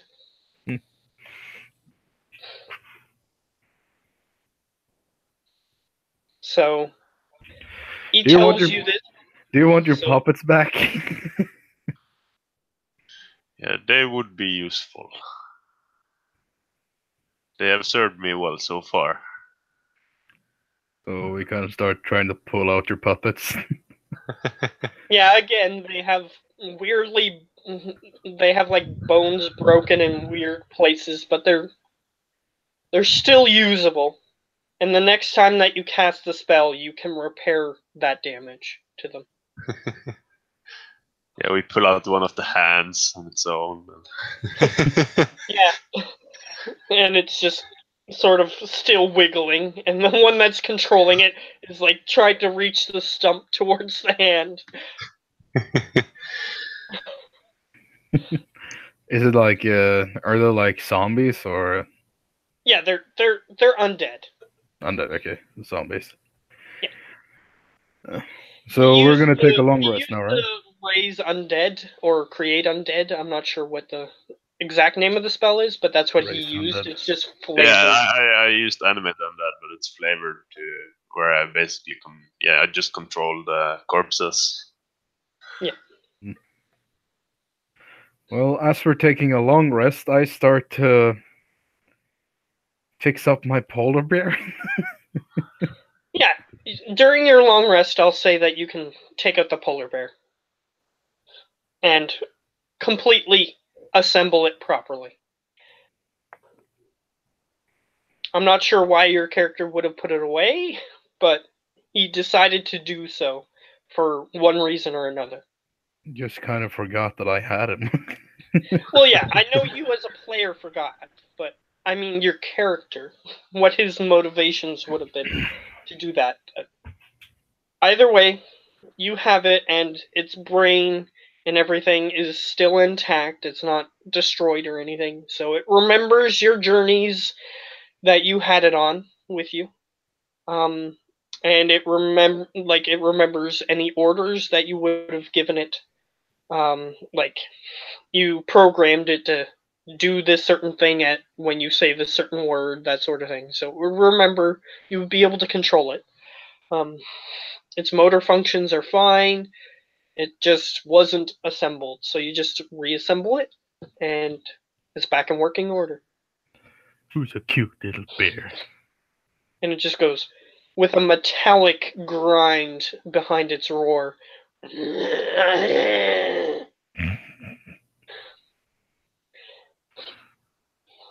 Yeah, and it has like little gears inside that are grinding together as it roars to make it a little more intimidating. I hitched the eagle in the barn, and I go over to see if there's any beds in the farming house. All right. As you may have suspected, they do not keep the eagles in such barns, but you can put them there if you want. They just let the eagles rest in those large nests or wherever they wish. But you can hook it there and it will stay there. But that's technically not where they go usually, is all I'll say. So you can go into the farmhouse if you wish. I do. Is all the right. door locked? You walk up to the farmhouse. The door is not locked. I open the door. What do I see? The door opens, and you look inside, and since you have dark vision, this place is pretty dark. But you can still see. You just can't see color. So, you look around, and this particular area of the farmhouse is just a kitchen area, and in the corner, a little grindstone for perhaps their tools to make them sharper. And there's a little clay stove sort of thing that you could light a fire in and then cook things in. And there's a table, chairs, counter space to allow for chopping of vegetables or what have you. And there's a knife just sort of laying there as if it was just abandoned after whatever he or she had done with it. You look around the rest of this room. That's pretty much all that's important. There's things like butter churn, which is that wooden thing with the stick. There's other implements like that, but nothing important. Ooh. However, there is a door into another room. I go and open that door. All right, the door is unlocked, and I need you to make another Constitution saving throw. Oh, for fuck's sake. 18. All right, you manage to hold vomit back as you open the door and you see just a rotting corpse laying in the bed. That's good news for you, isn't it? Tabaki. What did you find? Awful smelling stuff. Do you go back to tell him? I go back to tell him. Okay. Yeah, there's like flies and stuff flying around it. It's not a good scene to look at. I think I'm gonna sleep in the barn. Alright, so Tabaki, he tells you about the situation. Yeah, the more the better. So you walk into the room, familiar stench of death and decay, and it's pretty high state of decomposition.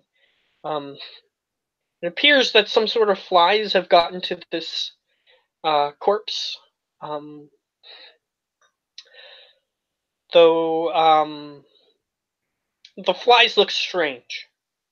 I'll just say that much. And if you want to investigate that further, you can. But I'll get to the rest of the description. The person's clothes seem to have rotted off. Okay, the flies look strange. I'll try and take a look at the flies. Okay, make a nature check. Nature. 7. They just look weird, but otherwise they seem to have the same reproductive means as regular flies. They are attracted to meat like regular flies. I will cast sleep on them. Okay, but before we get to that, Okay. the results of that, you're looking at one because it lands on you, and it just sort of walks around on your hand for a moment. It looks like the main body of it is a cloud. Like its thorax and everything. It's just a cloud. A little tiny cloud. And it has little wings that come out of the top. And it has compound eyes on the front. And its little legs are very, very black looking. And it just sort of looks up at you as you decide to cast sleep. And with 28 hit points. I'm going to say that they each have a sixth of a hit point. So they all go to sleep. Okay, so I'll pick one up and I'll carve it up to see what's see what's in it. Okay, so you just sort of cut it open. Yeah. And inside, it has regular organs. It's actually relatively normal looking inside, except it was like sort of lumpy and bumpy on the outside, kind of like a cloud, like a stereotypical cloud. And it's otherwise relatively normal. Its blood, make a religion check to see if something special happens when it Sure. starts.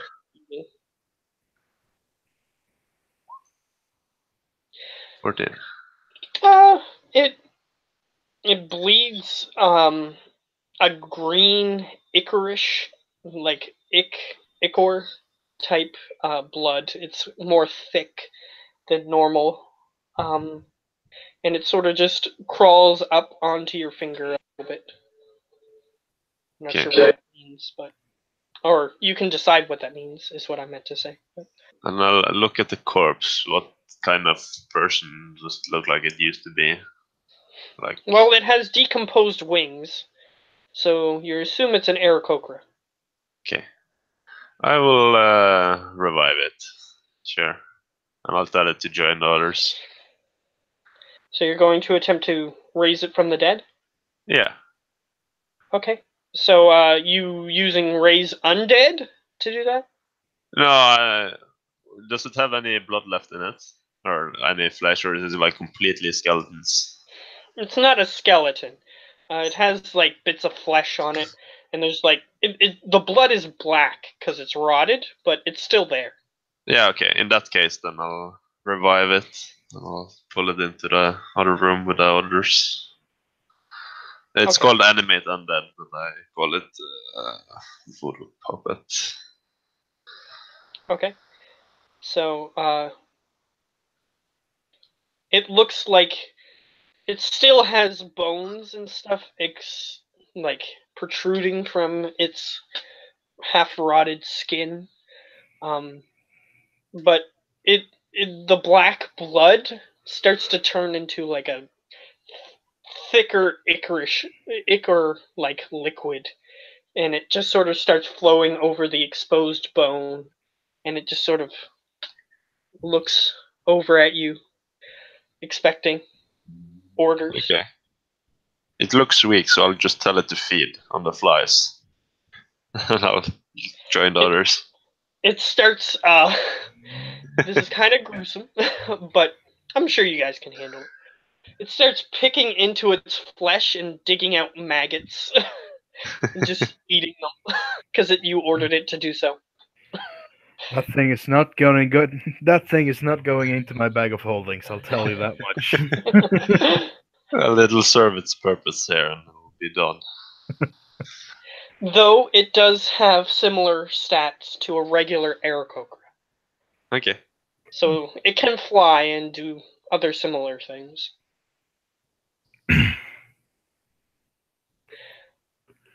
So,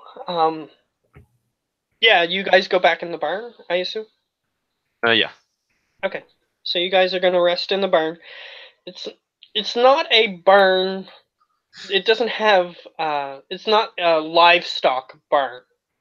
It's more of a store grain in the corner kind of barn. Um, so they have like stacks of grain in the back. Um, and there is an upper part. It's called a loft. And it has other supplies up there that you can climb a ladder to get up to. And there is a single cot up there. So it's a rudimentary bed of sorts. You If can one have the of you bed. wishes to use it, there's no dead body in that one. You can have the bed. I'm gonna sleep on the back of my eagle. All right, the eagle reluctantly allows you to climb back on it, and just sort of stands there for a moment, and then it sort of just gets down into that bird-like position where they move their body and get their legs tucked up underneath them, and just sort of starts going to sleep. Cozy. Yeah, I guess I'll go up to sleep then, and I'll have my guards stationed around the insides of this area in case anything comes in. Okay, so you'll have the more visibly pleasing around Explo, because he doesn't want to deal with that dead body, the rotten one, and the other one will just remain around, sort of patrolling. It doesn't have to sleep, so it can patrol all night if you wish it to. Yeah. Yeah, my bear is keeping watch as well. Yes, because it is a machine, so it also doesn't have to sleep. So the bear sort of laying next to you specifically because it's protecting you, unless if you wanted to do something else. Nah, that's good. All right, so it lays next to the giant eagle and just sort of lays its head down, its paws crossed like this, and it just sort of looking mechanically. Yeah, I'll just let you know. There be anything you be needing of me tomorrow, I need to prepare them in my dreams. Like if there's anything like specific you want from me tomorrow, like I'll have to prepare it, spells and that sort. Yeah. So he's basically saying, if you want specific spells, tell him about them. No, I think I'm good. Okay. Okay. I only just met the guy. I have no idea what he can do.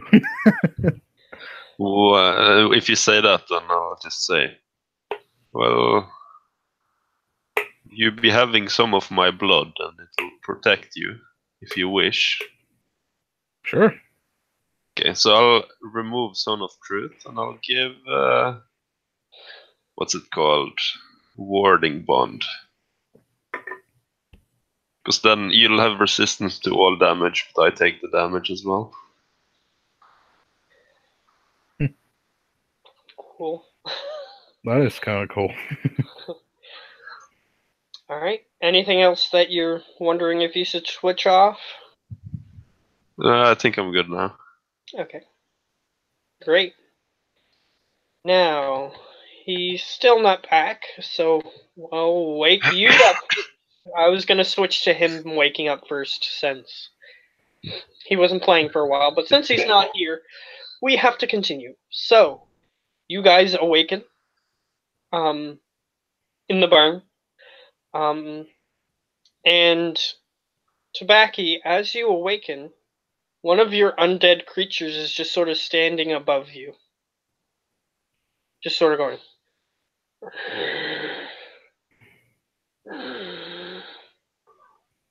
It's one of the slatty.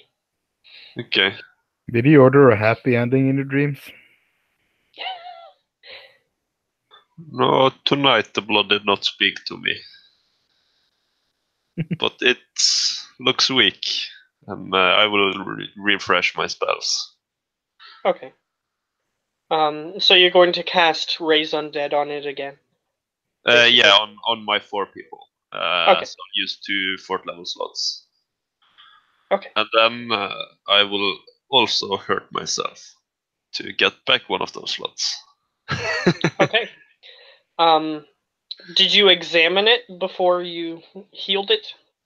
I would have examined it after I healed it if there was still something wrong with it. No, there's nothing wrong with it now. Okay. In that case, there was something wrong with it when you cast that on it. Okay. Something more wrong with it than there was before, is what I'm trying to say. If there's nothing wrong with it now, then I'll let it be, I suppose. Okay. It regenerates back to the state it was when you resurrected it, which is what the power does. It can't get any better than the state when you first resurrected. Unfortunately. Yeah, that makes sense. So, yeah, it stands up straight again, and it just sort of acts as if it doesn't know what it was doing, and then just goes back to whatever you told it to do originally. So it was trying to convey something to you, but you just healed it. So I guess that went away. So, now what do you guys want to do? I turn to Tabaki and ask, should we go find a bank? You mean an auction house? What? Where they sell all kinds of items. Like a market. Yeah, something like that. You know, the places where they store a lot of money. Gold. Just the gold, not the items. Just the gold. Just the gold. And the gems. I do not know if there is such a place here. But I can ask. Ask. Sure. Okay, let's see.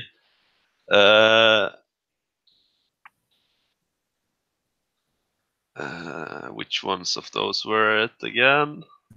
Yeah, I think it's this one. Yes or no. So I will ask, is there a bank in this town? Alright, so you're communing with the blood spirit or whatever it is that you're... Yes. Okay. So you cut your hand and you ask the question, and the blood actually forms into letters in common, which in your universe is still common. It's still called common because that's what it's called in the World of Warcraft universe. And it actually forms the letters Y, E, S. Oh boy, boy, boy, boy, boy.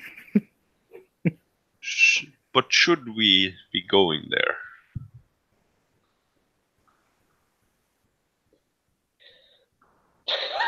I get 3 questions. You're asking the bank robber if he should rob a bank. No. Yes, definitely, yes. I was saying it out loud, but I was asking my blood as well, because I get 3 questions. Oh, you're asking the blood?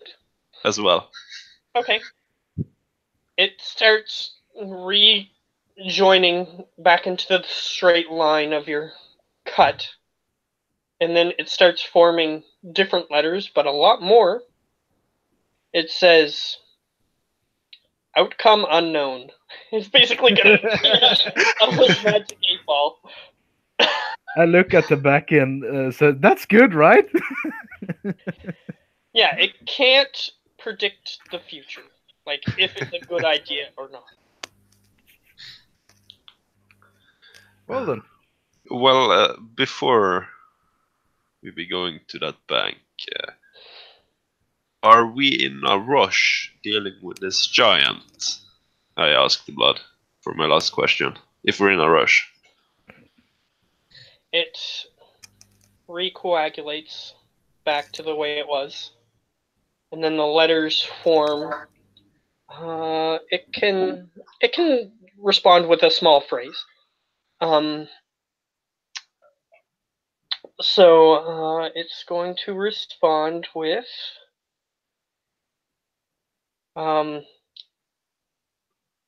death and destruction it brings.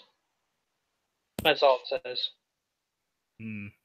kind of vague. We should probably go to the bank first.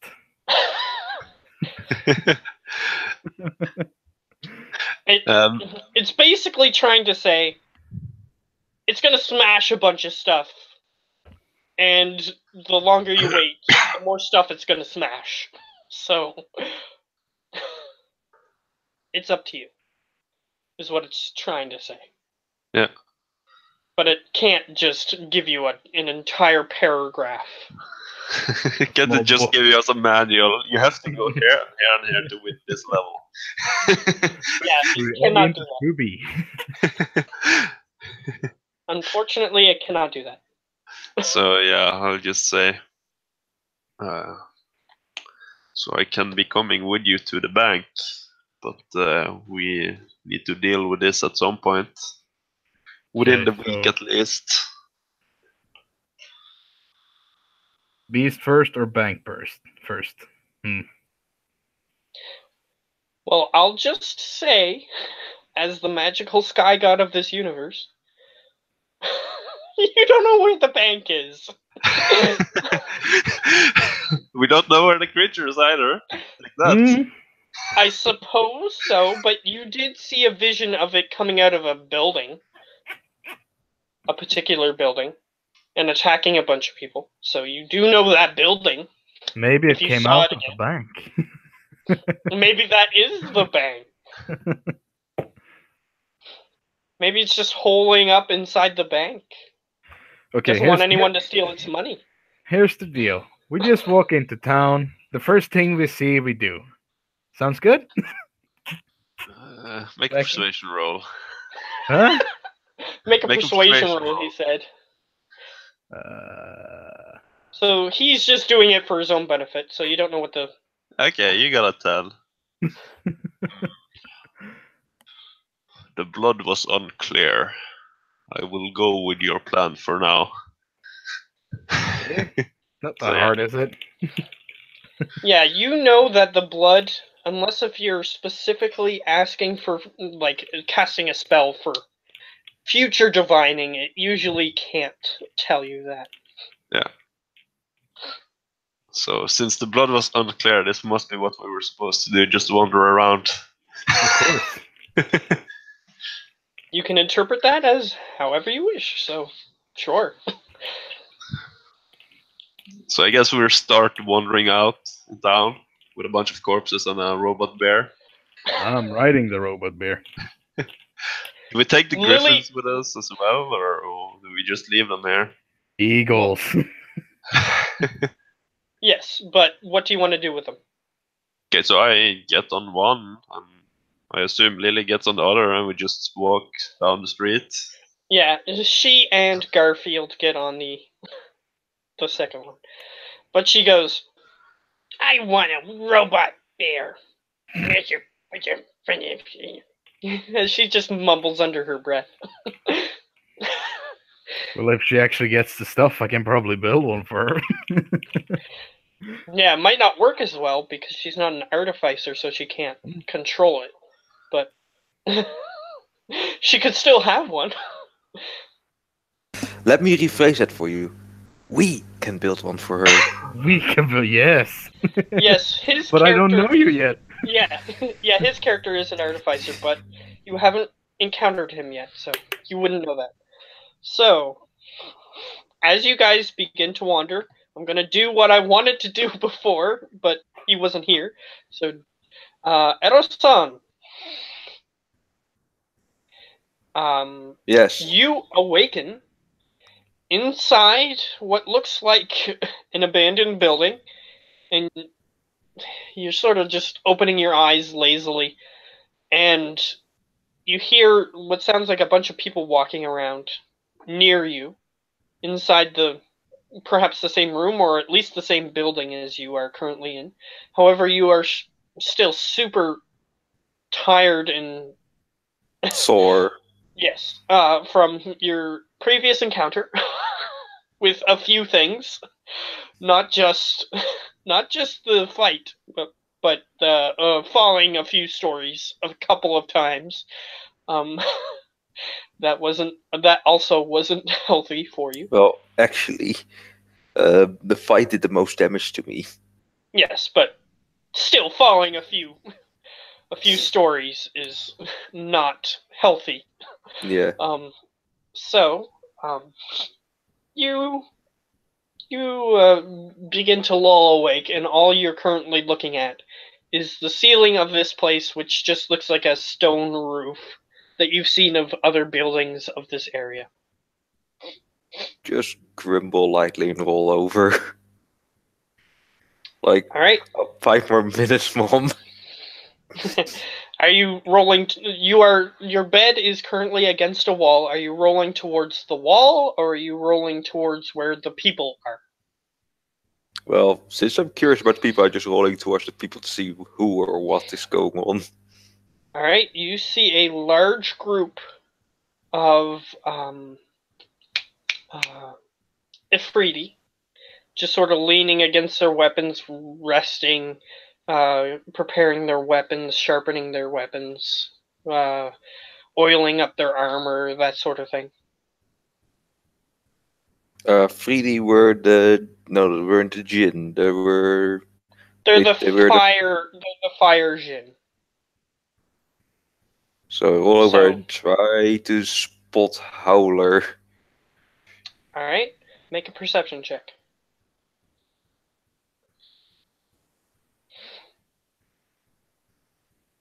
Nine. Unfortunately, you do not see him at this moment.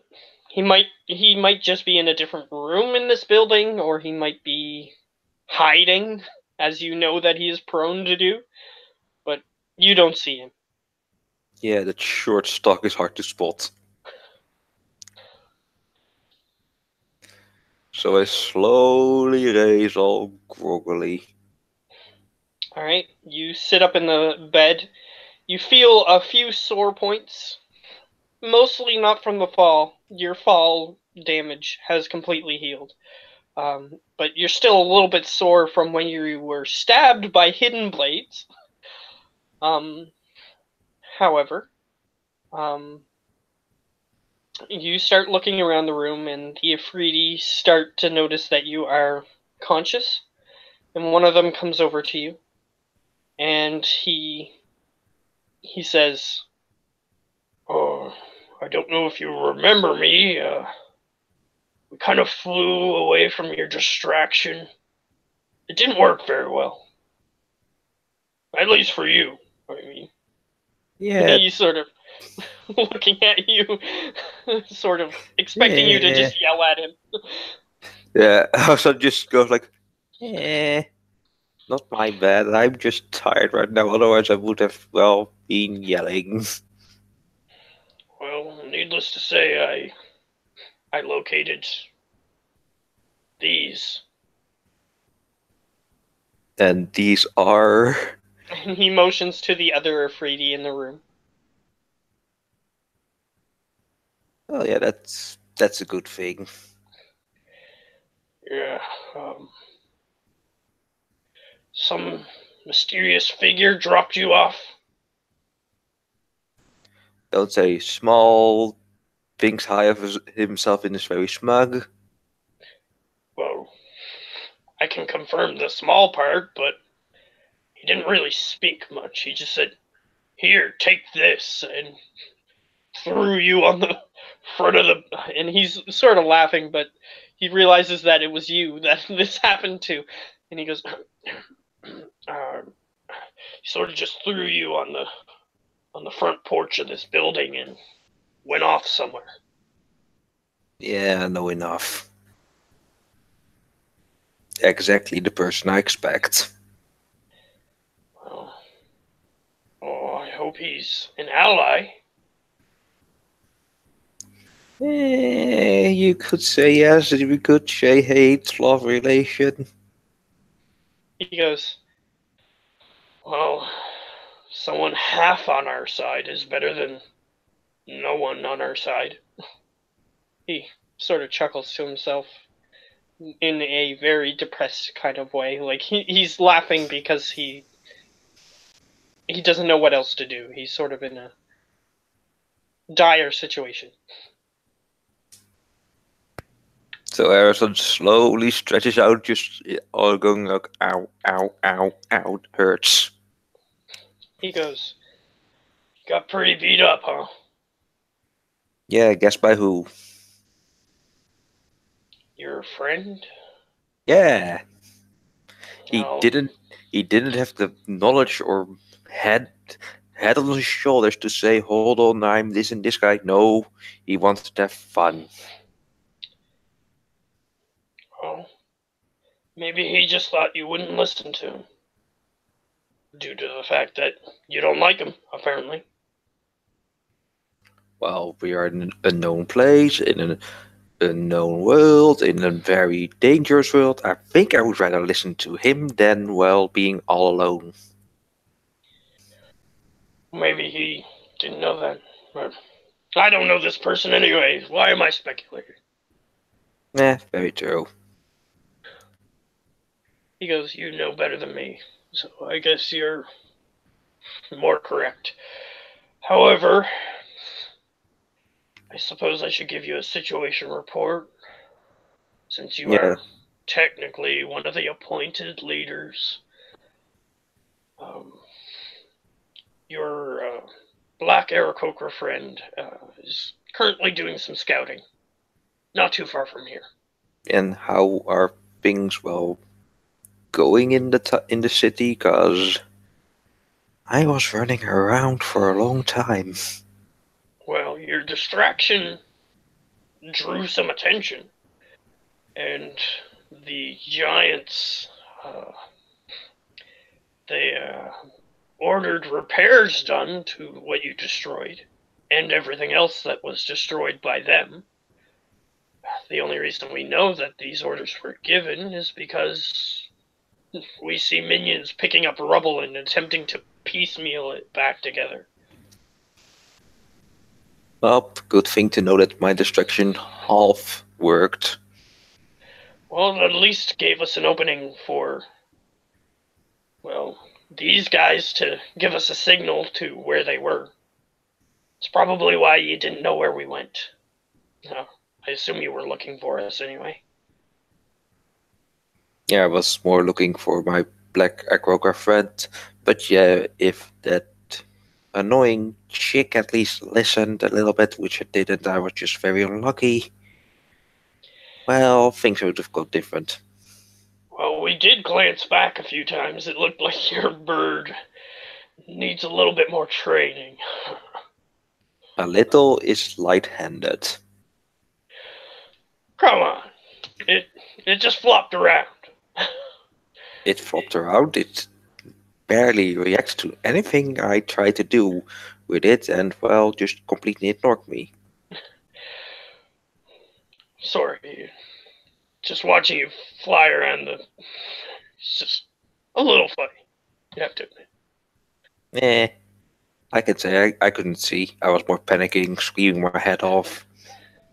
He just grins. You have a feeling that this guy is just going to find it funny no matter what you say. He's just trying to find what little joy he can in this situation. So, how bad are we in the shit right now? Well, General Hosmish has been captured. Oh no, that's bad. We don't know if he's been taken yet by the Shadow, but we do know that he has been captured. Okay, well, I found perhaps something interesting as Erson just reaches for the half-bird map and shows it to him. I hope you can read this, otherwise, well... He takes it. Was a try. We actually made maps when we were planning an assault on this city a long time ago. Never went through due to the Jins, but he starts looking at it and he goes, yep, this is definitely part of the city where our friends are being held. And he starts looking at it a little closer and he sees the X that's written on it and he goes, do you know what that X is? No clue. He sort of just hands it back to you and he says, well, we could send a scout that way, but that's really close to the enemy's, well, gathering place. Yeah, I guessed as much. That's why I wanted to go, like... You do know there's, like, a maintenance under the city which you can use to travel to the whole city to get close to that, right? Yeah, you were mentioning that. At least that's what Hajmish said. But he told us in his pump-up speech, if you will, that we weren't going to be cowards, we were going to be the distraction. Well... We weren't going to take the tunnels, we were going to make sure that you got in where you needed to go, but apparently that didn't go so well. Yeah, it went from bad to worse in the inside. I mean, they have literal giants in there. They're actually pretty big compared to the giants I'm used to. Well, humongous giants then. He grins. Hajmish took it as a challenge, but was captured. Yeah, some challenges shouldn't be taken head on, and some challenges should just be taken more tactical, which we are going hopefully to do. And as I said, they split off, and I don't know whether your character would have agreed with that or not, but I assume not. But they split off, and your character was aware that they were going to split off, even though the plan was to all attack together. So, Yeah. however you would react to that. So your plan was, everybody in a huge group, you try to get as close as possible through those tunnels, and then just pop out and just attack. Try to free as many people as possible. But they decided to go in a different location, and you assume that because they did that, something bad happened, but you're not sure. All you know is that your group wasn't detected, and suddenly an alarm went off, and your group was being attacked by this giant and other creatures like the Aarakocra. So you're not sure what happened. Yeah. Okay, so if we are going to do it this time not on General Hashmi's ID, we're going to do it on my ID. He goes, well, you are the highest in authority at the moment. I'm not going to say ranked, because you technically don't have one, but you are the leader at the moment. Well, if we have half the map of the city currently... He goes, yeah, we're in this part, and he's circling an area that is burnt off. Yeah, that's good to know. Well, if we're going to do that, I have a bit of a, well, risky tactic, but in the long run it will work. It's basically just trickling down numbers of the enemy. What I said was basically trickling down the numbers of the enemy. So the less they have, the less they can throw at us. Okay. He goes, so we go in, attack, retreat. Yeah. Well, we've been doing things our way so far, and it hasn't worked, so I'm willing to try a dishonorable strategy for once. And he sort of just gets up on his large glaive-like weapon and just sets it next to him. And he sort of leans on it, listening to you. Well, it's not a dishonorable tactic, it's just a tactic of survival.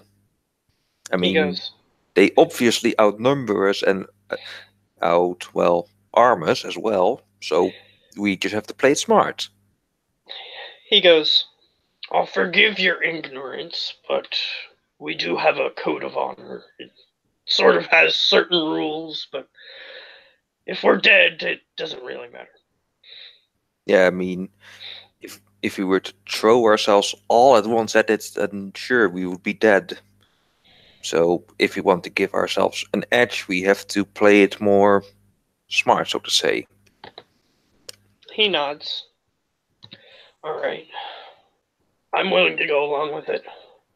But we're used to really awe-inspiring speeches, so if you want to get everybody pumped up and ready to go, you're going to have to give a speech.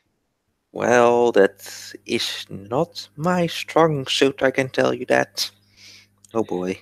Just put your heart in it. As he's leaning down, he's a little bit taller than you are. They're about 7 feet tall. They're not classified as giants, but Yeah. they're quite tall. Well, the things I do put my heart in it is, well, my work. So Well, I know what that is. try to work in a metaphor or two. I don't know, I'm not a speechwriter. That's for the slaves. As he just sort of acts as if that's a normal thing for somebody to say. Meh. Well, if we want to take the enemy and not the enemy take us, then we have to play this game smart and have them come to us. Have them trickle their numbers, and the less there are of them, the easier our fight will be to take over what was not theirs. Alright, you got me convinced. For now. Seems as though your plan worked kind of, if it wasn't for us. So. He seems to know something that you weren't aware of during the battle. Well, yeah, plans work sometimes in a bit of an odd way, but yeah. So what we're gonna do is use the underground to get to spots where the enemy currently is low in number. Take those numbers out. Well, knock them out more since shadow things are still the people that are, but once they go down, then they become themselves again. And once they're knocked out, we take them down underground, and our numbers grow while their numbers shrink. You're a pretty good tactician. What were you before this? Pretty much just an inventor that was a bit, well, just basic strategy, I say. But I just did my own thing, invented stuff, built stuff, He goes. read books. He goes, you played a lot of dragon chess, I assume. Which Yeah. dragon chess is a game that's a strategy game, basically. Yeah, so Erson goes like, one question, basic or advanced? He goes, the fact that you're even asking that question shows me that you have. So he's just like, yeah, you did. So yeah, here and there. Just did more like a pastime, nothing else. He goes, well, flanking your enemy from the side, trying to take out their weaker units first. Similar strategies. And he's sort of referring to like how in regular chess you can attempt to take out the pawns so that way you can more clearly get in, that sort of thing. So he's saying that you're basically talking basic strategy. Yep. And he's familiar with it, is what he's trying to say. So unless if you have anything else to tell him, he'll gather the troops and you'll have to, unfortunately, give a speech. Oh, yay. Just Google a speech from Braveheart, and it'll be all right.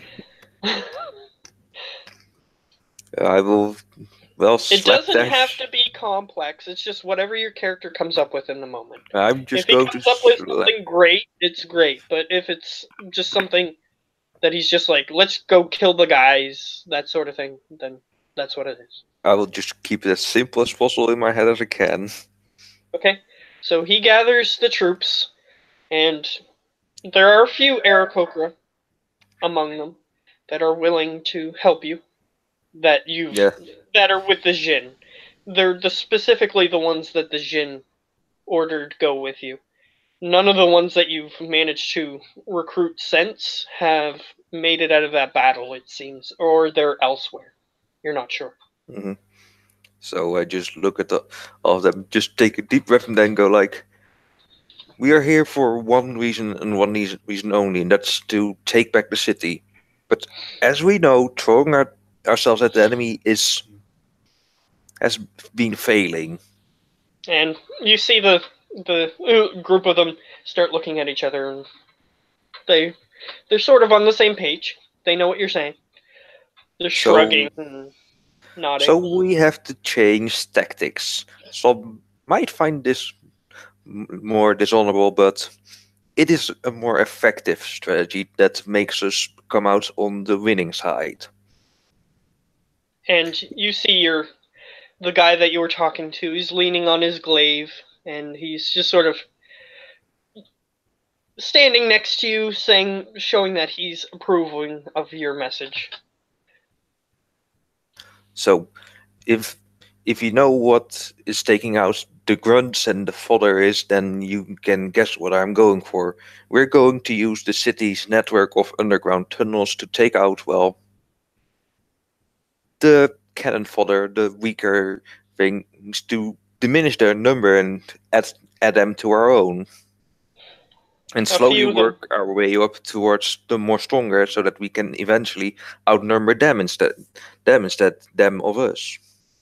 Yeah, and you see some of them nodding. Some of them don't look 100% on board with your plan yet, but when you finish your speech, I'll get you to make a roll. So you do see that some people are on your side, some are not. Yeah, so eventually the numbers will become so small for them that we can just go back to our old strategy and outnumber them and throw ourselves at them. You see them nodding. And that's about it. All right. Everything I can think of. All right. I was just letting you go until you were finished. Yeah. Okay. So if you're finished, make a persuasion check. Oh, thank God I invested in that.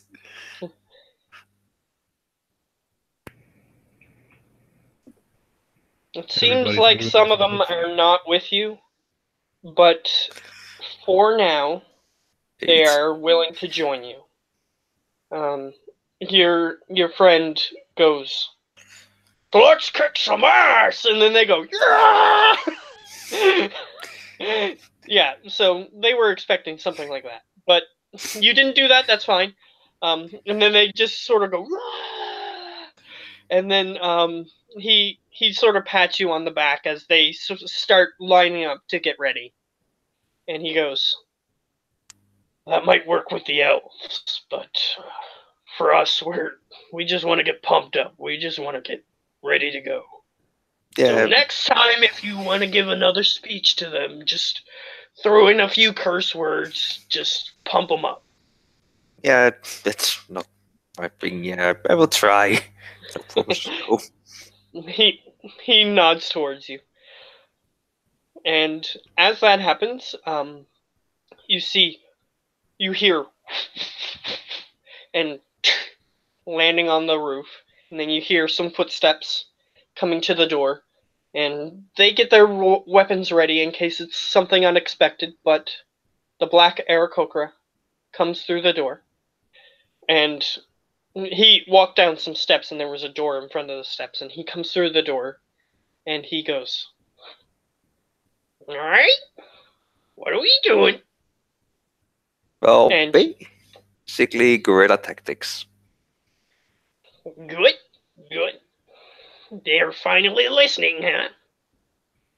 Well, if you explain it in their way of thinking, then yes, they do. He bird smiles, which is hard to tell whether or not he's smiling, but he has these little flesh-like lips that are under his beak that he has learned to control, so that way he can speak common. And you can tell that he's genuinely smiling. So he Okay. goes, "So are we leaving now?" Seems like it. All right, and he sort of nods towards you, and then he looks towards the other Aarakocra, and he just makes a loud shrieking noise, and then they reciprocate, and that's basically them getting ready. So they're ready to go. So yeah, start leading them through the tunnels, I guess. All right. So you start leading them to the tunnels. Now we will switch back. You guys are investigating the city. What do you guys want to do? Do you want to just make investigation checks, or do you want to look in a specific part of the city, or... I'm just following wherever Explo is going. Well, we've Okay. both never been in this city. All right. You saw it from a distance. It is a circular city, so you assume that you saw that the bigger buildings were near the middle, so you assume that that's where probably the bigger fight is going to happen. So that's where the giant would be, probably. However, you can do other things. So what do you want to do? He's following your lead, which might be a bad idea, but we'll see. I start looking for a building that might resemble a bank, while I'm also for the lookout for a giant. Yeah, Okay. a giant? Yeah, you haven't seen what the giant looks like, so you don't know what you're looking for. Yeah, well, the name kind of says that he's kind of tall, probably. Yes, he's probably tall. Yes, Okay, that's fair. that's good. Either way, so you can make an investigation check, and you both can, since you're looking Can I for just something. help him on his check instead? Sure, you can give him an advantage, so Explo, roll again. 20. Okay. 20? So 21 for you. Okay, so, you are looking for a bank-like building. You do locate a building that looks slightly more heavily fortified. Ooh. So that rings bells. And it's not like it's boarded up or anything. Like, it's not makeshift fortifications. It looks like it's made out of thicker and stronger materials, like the building itself. Well, that hasn't been able to stop me yet. All right. So you can head on over towards that building if you wish. I'm heading on over to that building. All right. So you walk up to that building, and you start trying to get through the front door. However, the front door is locked. Well, that's too bad. Let's do this quietly. I use a bomb charge and use acid grenade so that it just like deteriorates the lock.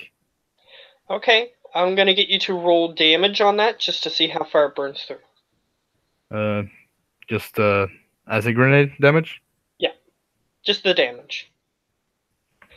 9. Okay, so it burns through one of the hinges. However, the other hinge is still in place. You could pull the top part of the door and try to wrench the wood because it's made of wood.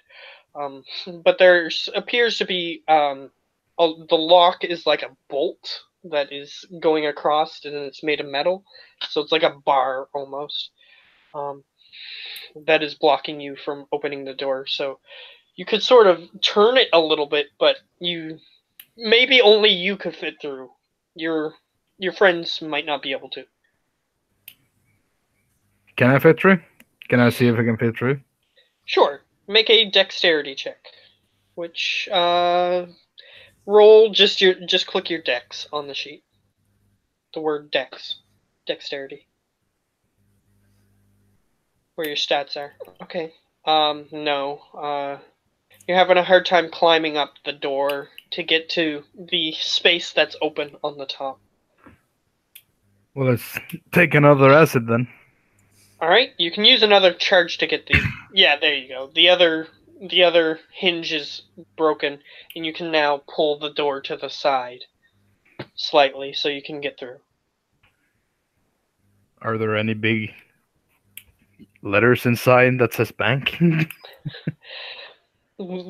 Doesn't say bank anywhere. but there are symbols inside. What are the symbols?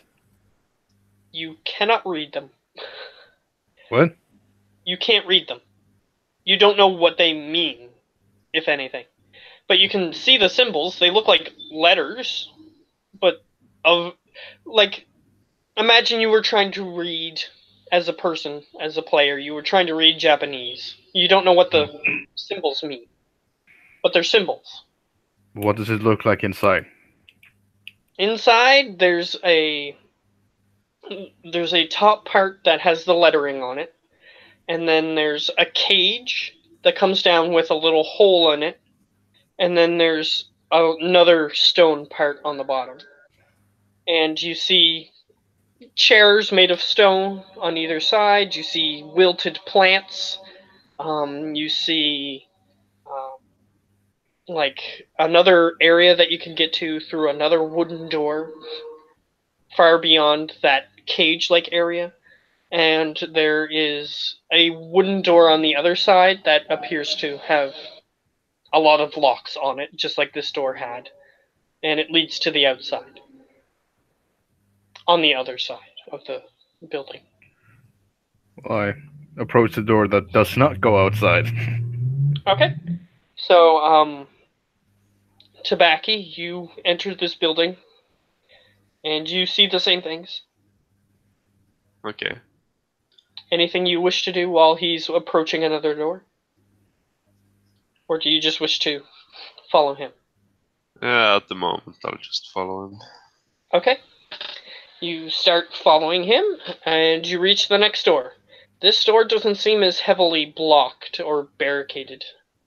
And you attempt to open the door. It is still locked, but it doesn't appear like it has all the security stuff on it that the other doors had. That's weird. Let's blow it up. Alright. Same thing? Or something else? And mind you, this is not quiet. This says boom. Yeah, the acid grenades I would have allowed for stealth. However, this is just gonna blow up. So you sort of just tell them to back up before you set it off. Did I know? I assume you would, because you care about your allies. But you don't have to. I don't think my character would have said stay back. I think he would just like expect them to stay back. Okay. So, Tamaki, you see him placing this thing with a visible red liquid inside, and he's about to, like, put a fuse in it and walk back from it. Yeah, okay. I just stay clear of whatever he's doing. Okay, good. I'm going to assume that Lily would do the same. Even though she might not, but I'm going to control her character to do so. I think she would, but she would be inquisitive about it. Yes. But she's going to remain back. The thing fizzes, and then instead of just a normal explosion, it sort of just burns up the sides of the wooden door, and it makes it turn to blackened ash. And Explode just sort of walks up towards, and it makes a loud as it breaks open and a lot of fire goes everywhere. But then he just walks over to the door and sort of just punches it with his tiny gnome fist, and the door just crumbles. So it burnt the door, basically, into ash. Ah, I love the smell of napalm in the morning. Well, that's pretty much what it was, but either way. How's the room inside? Alright, in this room, it looks like an office. There are desks and papers and chairs and lots of stuff that doesn't look like money. Is there like a vault-like thing or a safe anywhere? Not in this room, but there is another door that leads to the area with the cage that you saw earlier. Is that door locked as well? Yes, that door is locked. Well, same thing as before. Okay. Activate your bomb. Alright. Yeah, we're gonna end the session relatively soon, just so you guys are aware. Okay, I clicked the wrong thing, so I didn't see what you just rolled. Okay. Yeah, this one, it burns through the door even quicker. It just goes and scorches the door completely through. And you just do the same thing. You walk up, and your little tiny gnome fist punches it, and it just sort of crumbles. Like, even if some lands on you, it's just ash. It's not even, like, partially wood, and then on the outside it's ash. It's just ash all the way through. So just, if it falls on you, it just... So you just punch the door, and it just goes... So where are we now when we go in that door? Alright, you seem to be behind where the gated area is, and it has like a little opening, perhaps to prevent theft. So the caged area is perhaps where a person would be standing and dealing with the person on the other side, and then they go and do whatever it is that they do, and then they come back. However, on this side, you do see a small safe next to where the window is, so perhaps that's the chump change in a regular bank that they just have. If somebody wants to make a small transaction, they can just reach down and take a little bit of money and close the safe and give it to them. I'm guessing the safe is locked as well. Yes, the safe is locked. Well, acid. And it is a metal safe, so you'd have to rust the or melt the hinges. And with a 21, you get through both hinges with one. And the door just falls off. What's inside? Investigation or just... You see many different types of currencies from around the world, the material plane, to be specific. Currencies from different countries, different amounts. Perhaps this is where they did their currency exchange for whatever currency that this town has. And you do see some weird currencies that you've never seen before. But they are all worth the same amount. If it's a gold coin, it's a gold coin. If it's a silver coin, it's a silver coin. If it's a copper coin, it's a copper coin. If you be finding any diamonds, then I could be using those to return you to life if you should perish. Yeah. That's awfully nice of you. However, in that safe, there are no jewels or anything of that nature. There's just relatively small amounts of money. And So there's you no, count like, it all main up. You count it all up before you take it out of the safe. It's about 10 platinum pieces worth in total. So that's like 100 gold. Yeah. It's not a lot, but it's some. Because it's, like, you see even, like, half copper pieces. Things of that nature that are worth almost nothing. So there's a bunch of that. A bunch of currency in there. But you could take it. Oh, I've taken it all. Alright, you put it in your bag of holding, and you still have quite a bit of room left. Yeah, you just vacuum it all up. Just put the bag of holding into them. Mansion. He just Luigi's Mansion all that money into his bag of holding. I flip a little switch and a little like hose comes out, and you just have. Yeah, if you guys ever played Luigi's Mansion, that's what he does with money. He just sucks it up into his vacuum. So that's basically what he's going to try to do. So that's it. There's no main vault. You haven't looked at the rest of the room. There is another door into another place in this building.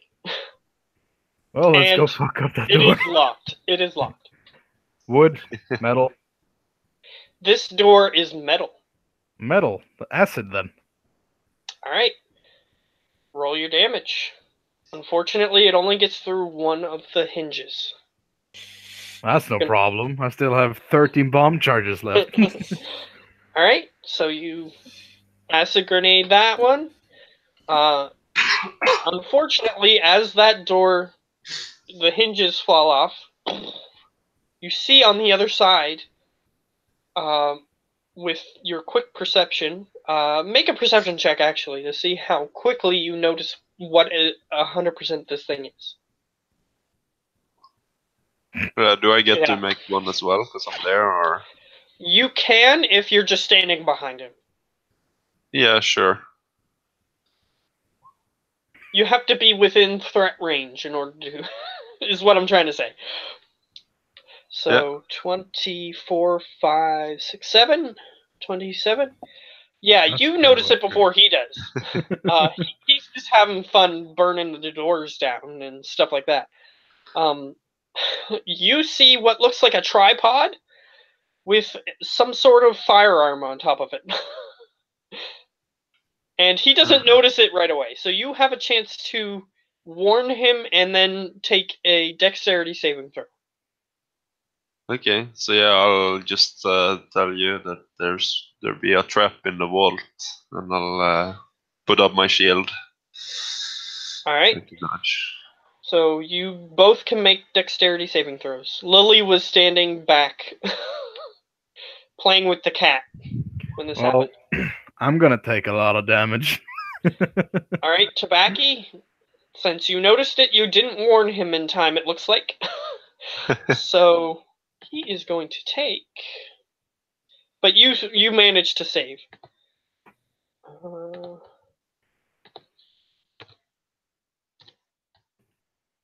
Get rid of that.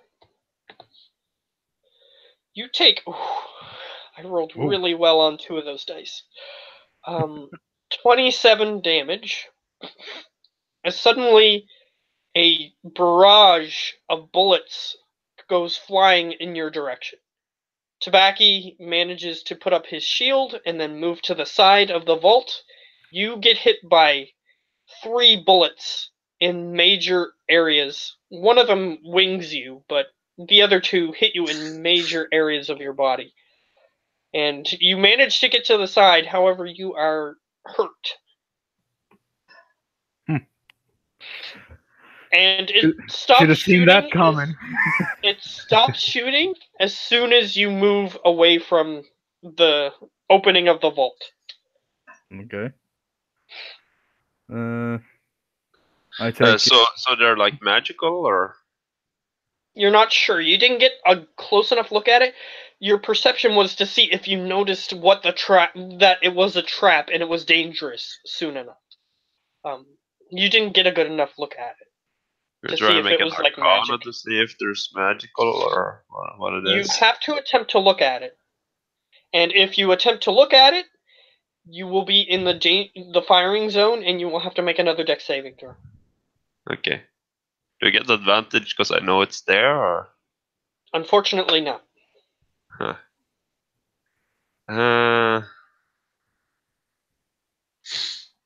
But sure. you can take 3/4 cover, like hide behind the wall and then like peek your eyes. And... cover, then that's fine. I'll take 3/4 cover. All right.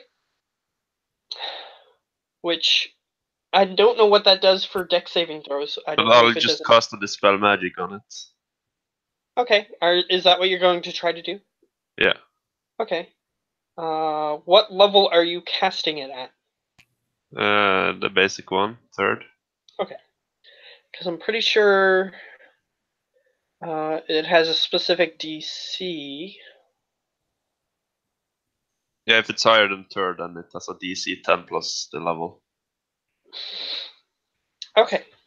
So it has a DC 10 plus the level for you to work, so you have to roll it? Yeah, I have to roll. Okay, so it's higher than level 3. So you have to roll. Okay, I would have casted Bless before I was, because I knew I was gonna do that, so I'm gonna add a D4. I'll allow that. I'll say that you took an extra turn to do that. That's fine. Okay, it's a nat 1. Alright.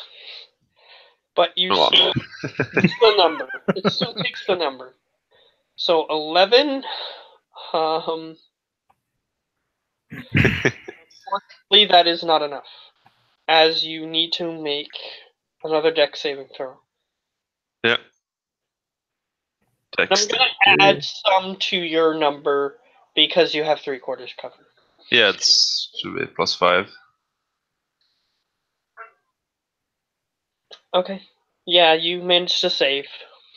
Unfortunately, you weren't expecting it to fire again, maybe? That might be why. And as soon as you were just about to peek out and cast the spell, your spell just hit the wrong target and fizzled and did nothing. Okay.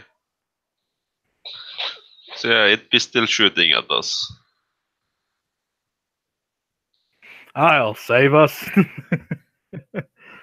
There are a few things that you can do that I will consider automatic successes, but that's up to you.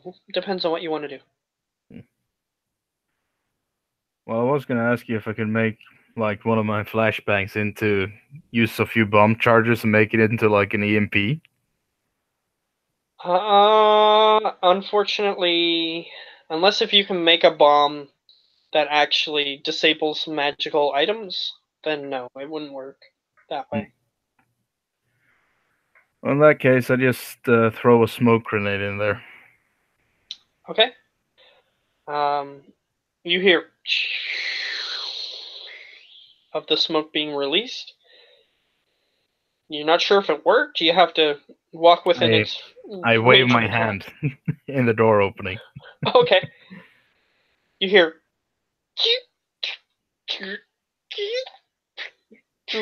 It doesn't fire.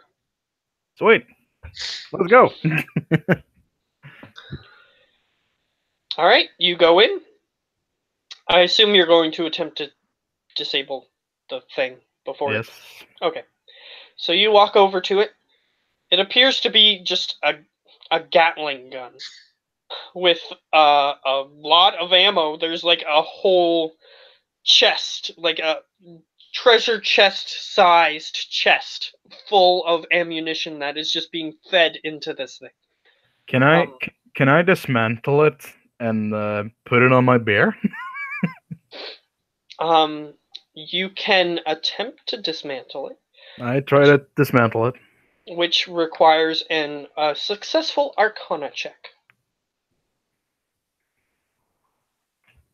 All right, you manage to spot a quite obvious trap on the gun itself, and you manage to do the necessary thing to deactivate it, which is retrace the runes really quickly.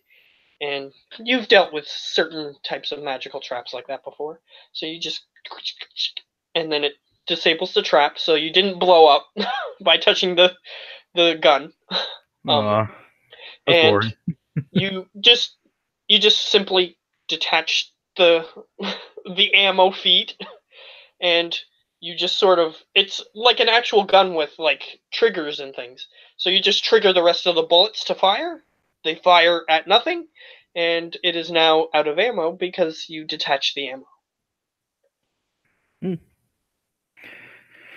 What So else can I see inside the room? effectively disabled. It will still try to shoot you if you go within range, but there'll be no bullets to fire, so it won't hurt you. Click, click, click, click, click, click, click, click, click. So, investigation on the room? Sure. All right. This room is basically a safety deposit room. So there's lots of little tiny vaults that you can open. However, there is one that is currently open, and there is something on the table. It looks like an expensive watch made of gold. Perhaps somebody was looking at their item when the catastrophe here happened, And obviously they didn't care about their watch as much as they did their own life, so they ran away. A bunch of idiots. But it seems as though they did have the foresight to reset the trap in this room. So apparently they didn't want people stealing this stuff. But you see the gold watch in front of you. If you want to take that. Of course, I've already added into my inventory. Okay. It's sort of like a pocket watch-esque thing. So it's got like a little chain on it and like a little thing that you can pin to your shirt. And it opens and you can see what the time is, and then you can close it. It has a little engraving on it, but you probably don't care about that. Nope. I turn back to Tabaki and wave the watch around and say, "Look at me, I'm a rich guy." Well, I see, and you're also bleeding. I found some of your blood back there. Do you want it back? And Oh, it you can have flying it. towards you. Like you see the blood coming from the doorway, it starts flying towards you again. It's all yours. You look more hurt. He's And basically saying he's going to try to heal you. Oh, That's 6. 1 on my D8, so. yeah. Well, It's I did just use first off, my so. healing drug, by the way, too. So can't use But that until. Yeah, you More? were full hit points now, or how much? No, I only 53. 58 is max, so I'm pretty much max. Okay. Well, he just healed you 6 points, so Yeah, is that part of what you healed? that's part of what I healed now. So 53. Okay. Well, let's start opening safety deposit box. This should be fun. Unfortunately, Indeed. they have one of those. Each one of them has one of those little turn dials on them. That are basically little safes. So you'll have to break open each one. How many are there? Let me roll something. I'm gonna say 458.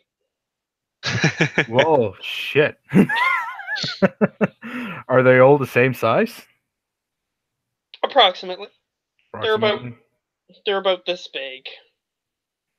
The room that we... What? Yeah, I was just gonna say, I'll bring in my 4 puppets and I'll have them get working. All right. You can get them to attempt to break things if you want, if that's what you want. Yeah, I'll break things as well. Sure, let's go with breaking things. All right. So yeah. I get my bear to start like gnawing on them, like biting them up. Yeah, if he can gain purchase on them, he manages to pull some of them. So it's basically one of those montages from a bank heist movie where they're basically in the bank vault and they're just showering each other in money and stuff like that, just doing silly stuff. So what I'm gonna say is, you get unspecified jewels, 500 of them. I'll just write down half in mine, and you write down half, or how do you want to do it? No, let's just do half and half. Seems fair. Okay, so you have that. You have since you specifically were looking for diamonds, you have 4 diamonds, which are useful enough for Revivify. I was looking for Revive Dead, not Revivify. Okay. But yeah, that's fine. Just within 10 days, is it the same amount of money that the diamond's worth, or is it more? It's 200 more. Okay, so then you find one that is good for that, but you find the other ones that are good for Revivify. Yeah. You can have all the diamonds for little spell stuff. Yeah, because it consumes the diamonds, which is why it's such a... You need so many. So this is a creature that's been dead for at least 10 days, is what it, or at most 10 days. So that's still helpful. So that way, if you die, he can save you your dead body for 10 days and look at it creepily if he wants. Whenever it's convenient, I'll revive you. Yeah. Whereas Revivify, you have to do it within a minute. So it's a little bit more risky. So, yeah, you find that. And in coin, you find 10,000 platinum. So 5,000 each then. Now you just have to find somewhere to spend it. And what is that? All right, so you have it. You have all that stuff. Oh, and you have 100 pieces of miscellaneous jewelry. Okay, 50 miscellaneous thingies. What was the first? Because there was 500 jewels thingies. Unspecified jewels.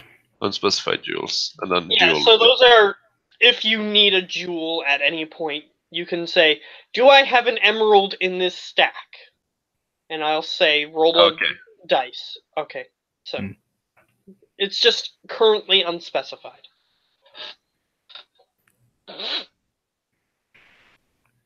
You just saw a bunch of shiny stuff and you put it in your pocket, is what I'm trying to say. How many miscellaneous, what was it again? 50 each. 50 what? 50 each. Yeah, but what was it? Miscellaneous jewelry, like... Jewelry. Yeah, like jewelry. A gold wedding ring might be one of them. Or like a pearl necklace might be another one. That sort of thing. And if you want a specific one, then you can roll to see if you have it later on. I put a bunch of gold chains on. And then I'm gonna start acting like Mr. T for the rest of the for the rest of the campaign. Okay, for the rest of the campaign. I pity the fool who don't blow up. Okay, I equip like 5 different pieces for my nose and just jewelry pieces. Yeah, you just had regular like steel stuff. Now you can replace some of it. So I replaced my steel nose rings with golden ones. Sure. Yeah, they look pretty good. I go over and pat Tabaki at the leg. Isn't this fun? Yes, it would seem going here turned to our favor. Now I won't have to worry about you dying so much. Now, here's what I'm going to say. Lily is going to technically want some of that. I know she is. So, I'm going to let her take a certain amount of stuff, too. Sure. So, it's just not right just perfectly even between you two. It's going to be, she's going to want some stuff. She's going to get 1 piece of gold. She wasn't there. Did you find anything? Yeah, we found a few gold pieces. You can have half of mine. How much did you get? 100 gold pieces? You can get 50 gold pieces. You could say you got like 1,000 gold pieces and give her 500, and you still have a huge ton of. Hey, let's not get overwhelmed here. But I'm just saying, you have a lot of money. Exactly. You just robbed an abandoned bank. But you used a lot of your stuff. Yeah, to get long through rest. there. Yeah, you need to take a long rest to regenerate that. I still have 13 bomb charges left, so I'm good. Yeah, but if you want to use certain types of bombs in a battle and then you run out, that's up to you. Either way. At least I'll die rich. Either way. As you guys finish up, basically as you're doing all the stuff, and then you finish up divvying it out. I need you both, or technically all three of you, to make perception checks. Okay.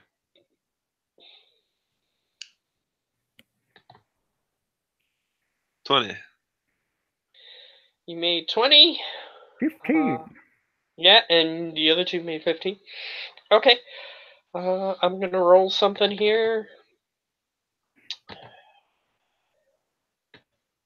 Technically, I should have done that first, but that's okay. We're also getting stabbed now. Maybe. Maybe. Well, I'm already on it, so don't worry about me.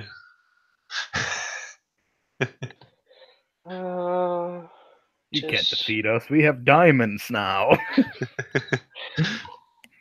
Well, if I kill you before you get to use them, then that doesn't really matter. However,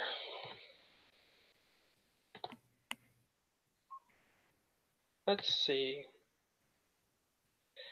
Okay. So, you don't notice. Yeah, sure. We don't notice anything. Isn't that fucking general again? Who knows? Who knows? Nobody knows. Nobody knows. Because you didn't see that part. Maybe I'm just making you do perception checks just to scare you a little bit. Maybe. Maybe. Okay, so you don't see the thing. However, what do you want to do? Well, if the vault is empty, I suppose it's time to go.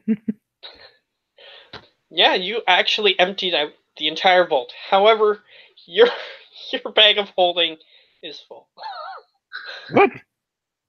Yeah, you realize how heavy a platinum piece is? And then you add like total weight 5,000 102. That's just with the gold, so for platinum. Yeah. So your bag is full. You're gonna have to unload some of this stuff if you want to put anything else in there. Hell no. Yeah, you'll just carry all this stuff around and never do anything with it. I'll buy something nice. A chicken. Yeah. You buy a nice chicken for 1,000 gold. It's a I'm really gonna buy nice a chicken. bucket of nice chickens. It doesn't lay golden eggs, but it's a nice chicken. We will be the ones laughing when we survive on that one temporary HP.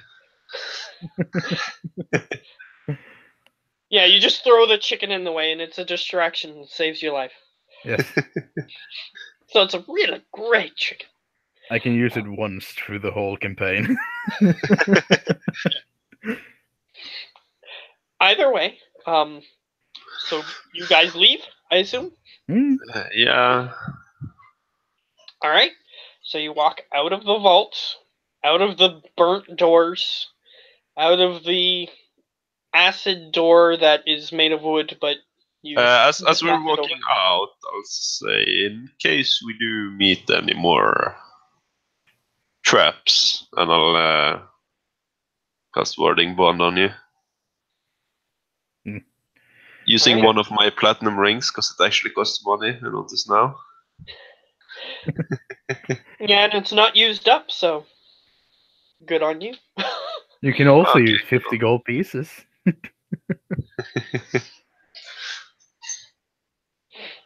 So I could assume one of the rings for platinum at least, or? Yeah. I would say yes. Isn't money great? Alright, so you leave the bank. Before we leave the bank, I kind of take out the silverware from the genie's palace just to make some more room. Okay, you take it out. What do you do with it? I place it on the table where I found the gold watch, and then I put one copper piece on it. Great. Yes. That is definitely worth all the stuff that you just took. Make Same- trade. Make same trade, value. Kimushabi. Same value. If you Okay, sold well- them on the black market, they're worth the same. While I do it, I look into if there's a mirror on the wall, and I'm just giving myself 2 thumbs up. You're a good guy, Explo. And then I walk out. Okay, sure. I'll say that there's a mirror somewhere. And you do that. Great. So you leave the bank, then what? Well, Going looking for this giant, no? I got what I wanted, so now I'll follow you. Okay, I'll head towards the center of the town. That seems like the best idea. Alright.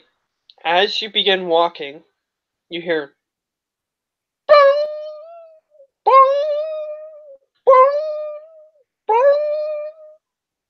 and we'll switch to Edo-san. Your plan was going flawlessly until you decided to attack somebody, and then another person got away. And I'm going to say that based on some stuff that I did in the background that you didn't see while you guys were doing all that shenanigans. One of your people, your large group of people, unfortunately let one of them get away. I actually need to go to bed. Yes, I know, but this is what we're going to end on. Okay. So, unfortunately, we're switching back to you, and you were in the middle of a fight, and then somebody got away and activated the alarm. So just your telling reaction? everyone to retreat and just get away. Okay. And at that point, we'll switch back, and Tabaki and Explo, you see a black cloaked figure walking past you, and he says, I guess I have to bail him out again. And he starts running forward. And that is where we're going to end up. Okay, well, see you guys. It's real late here. All right. Night, night. Night.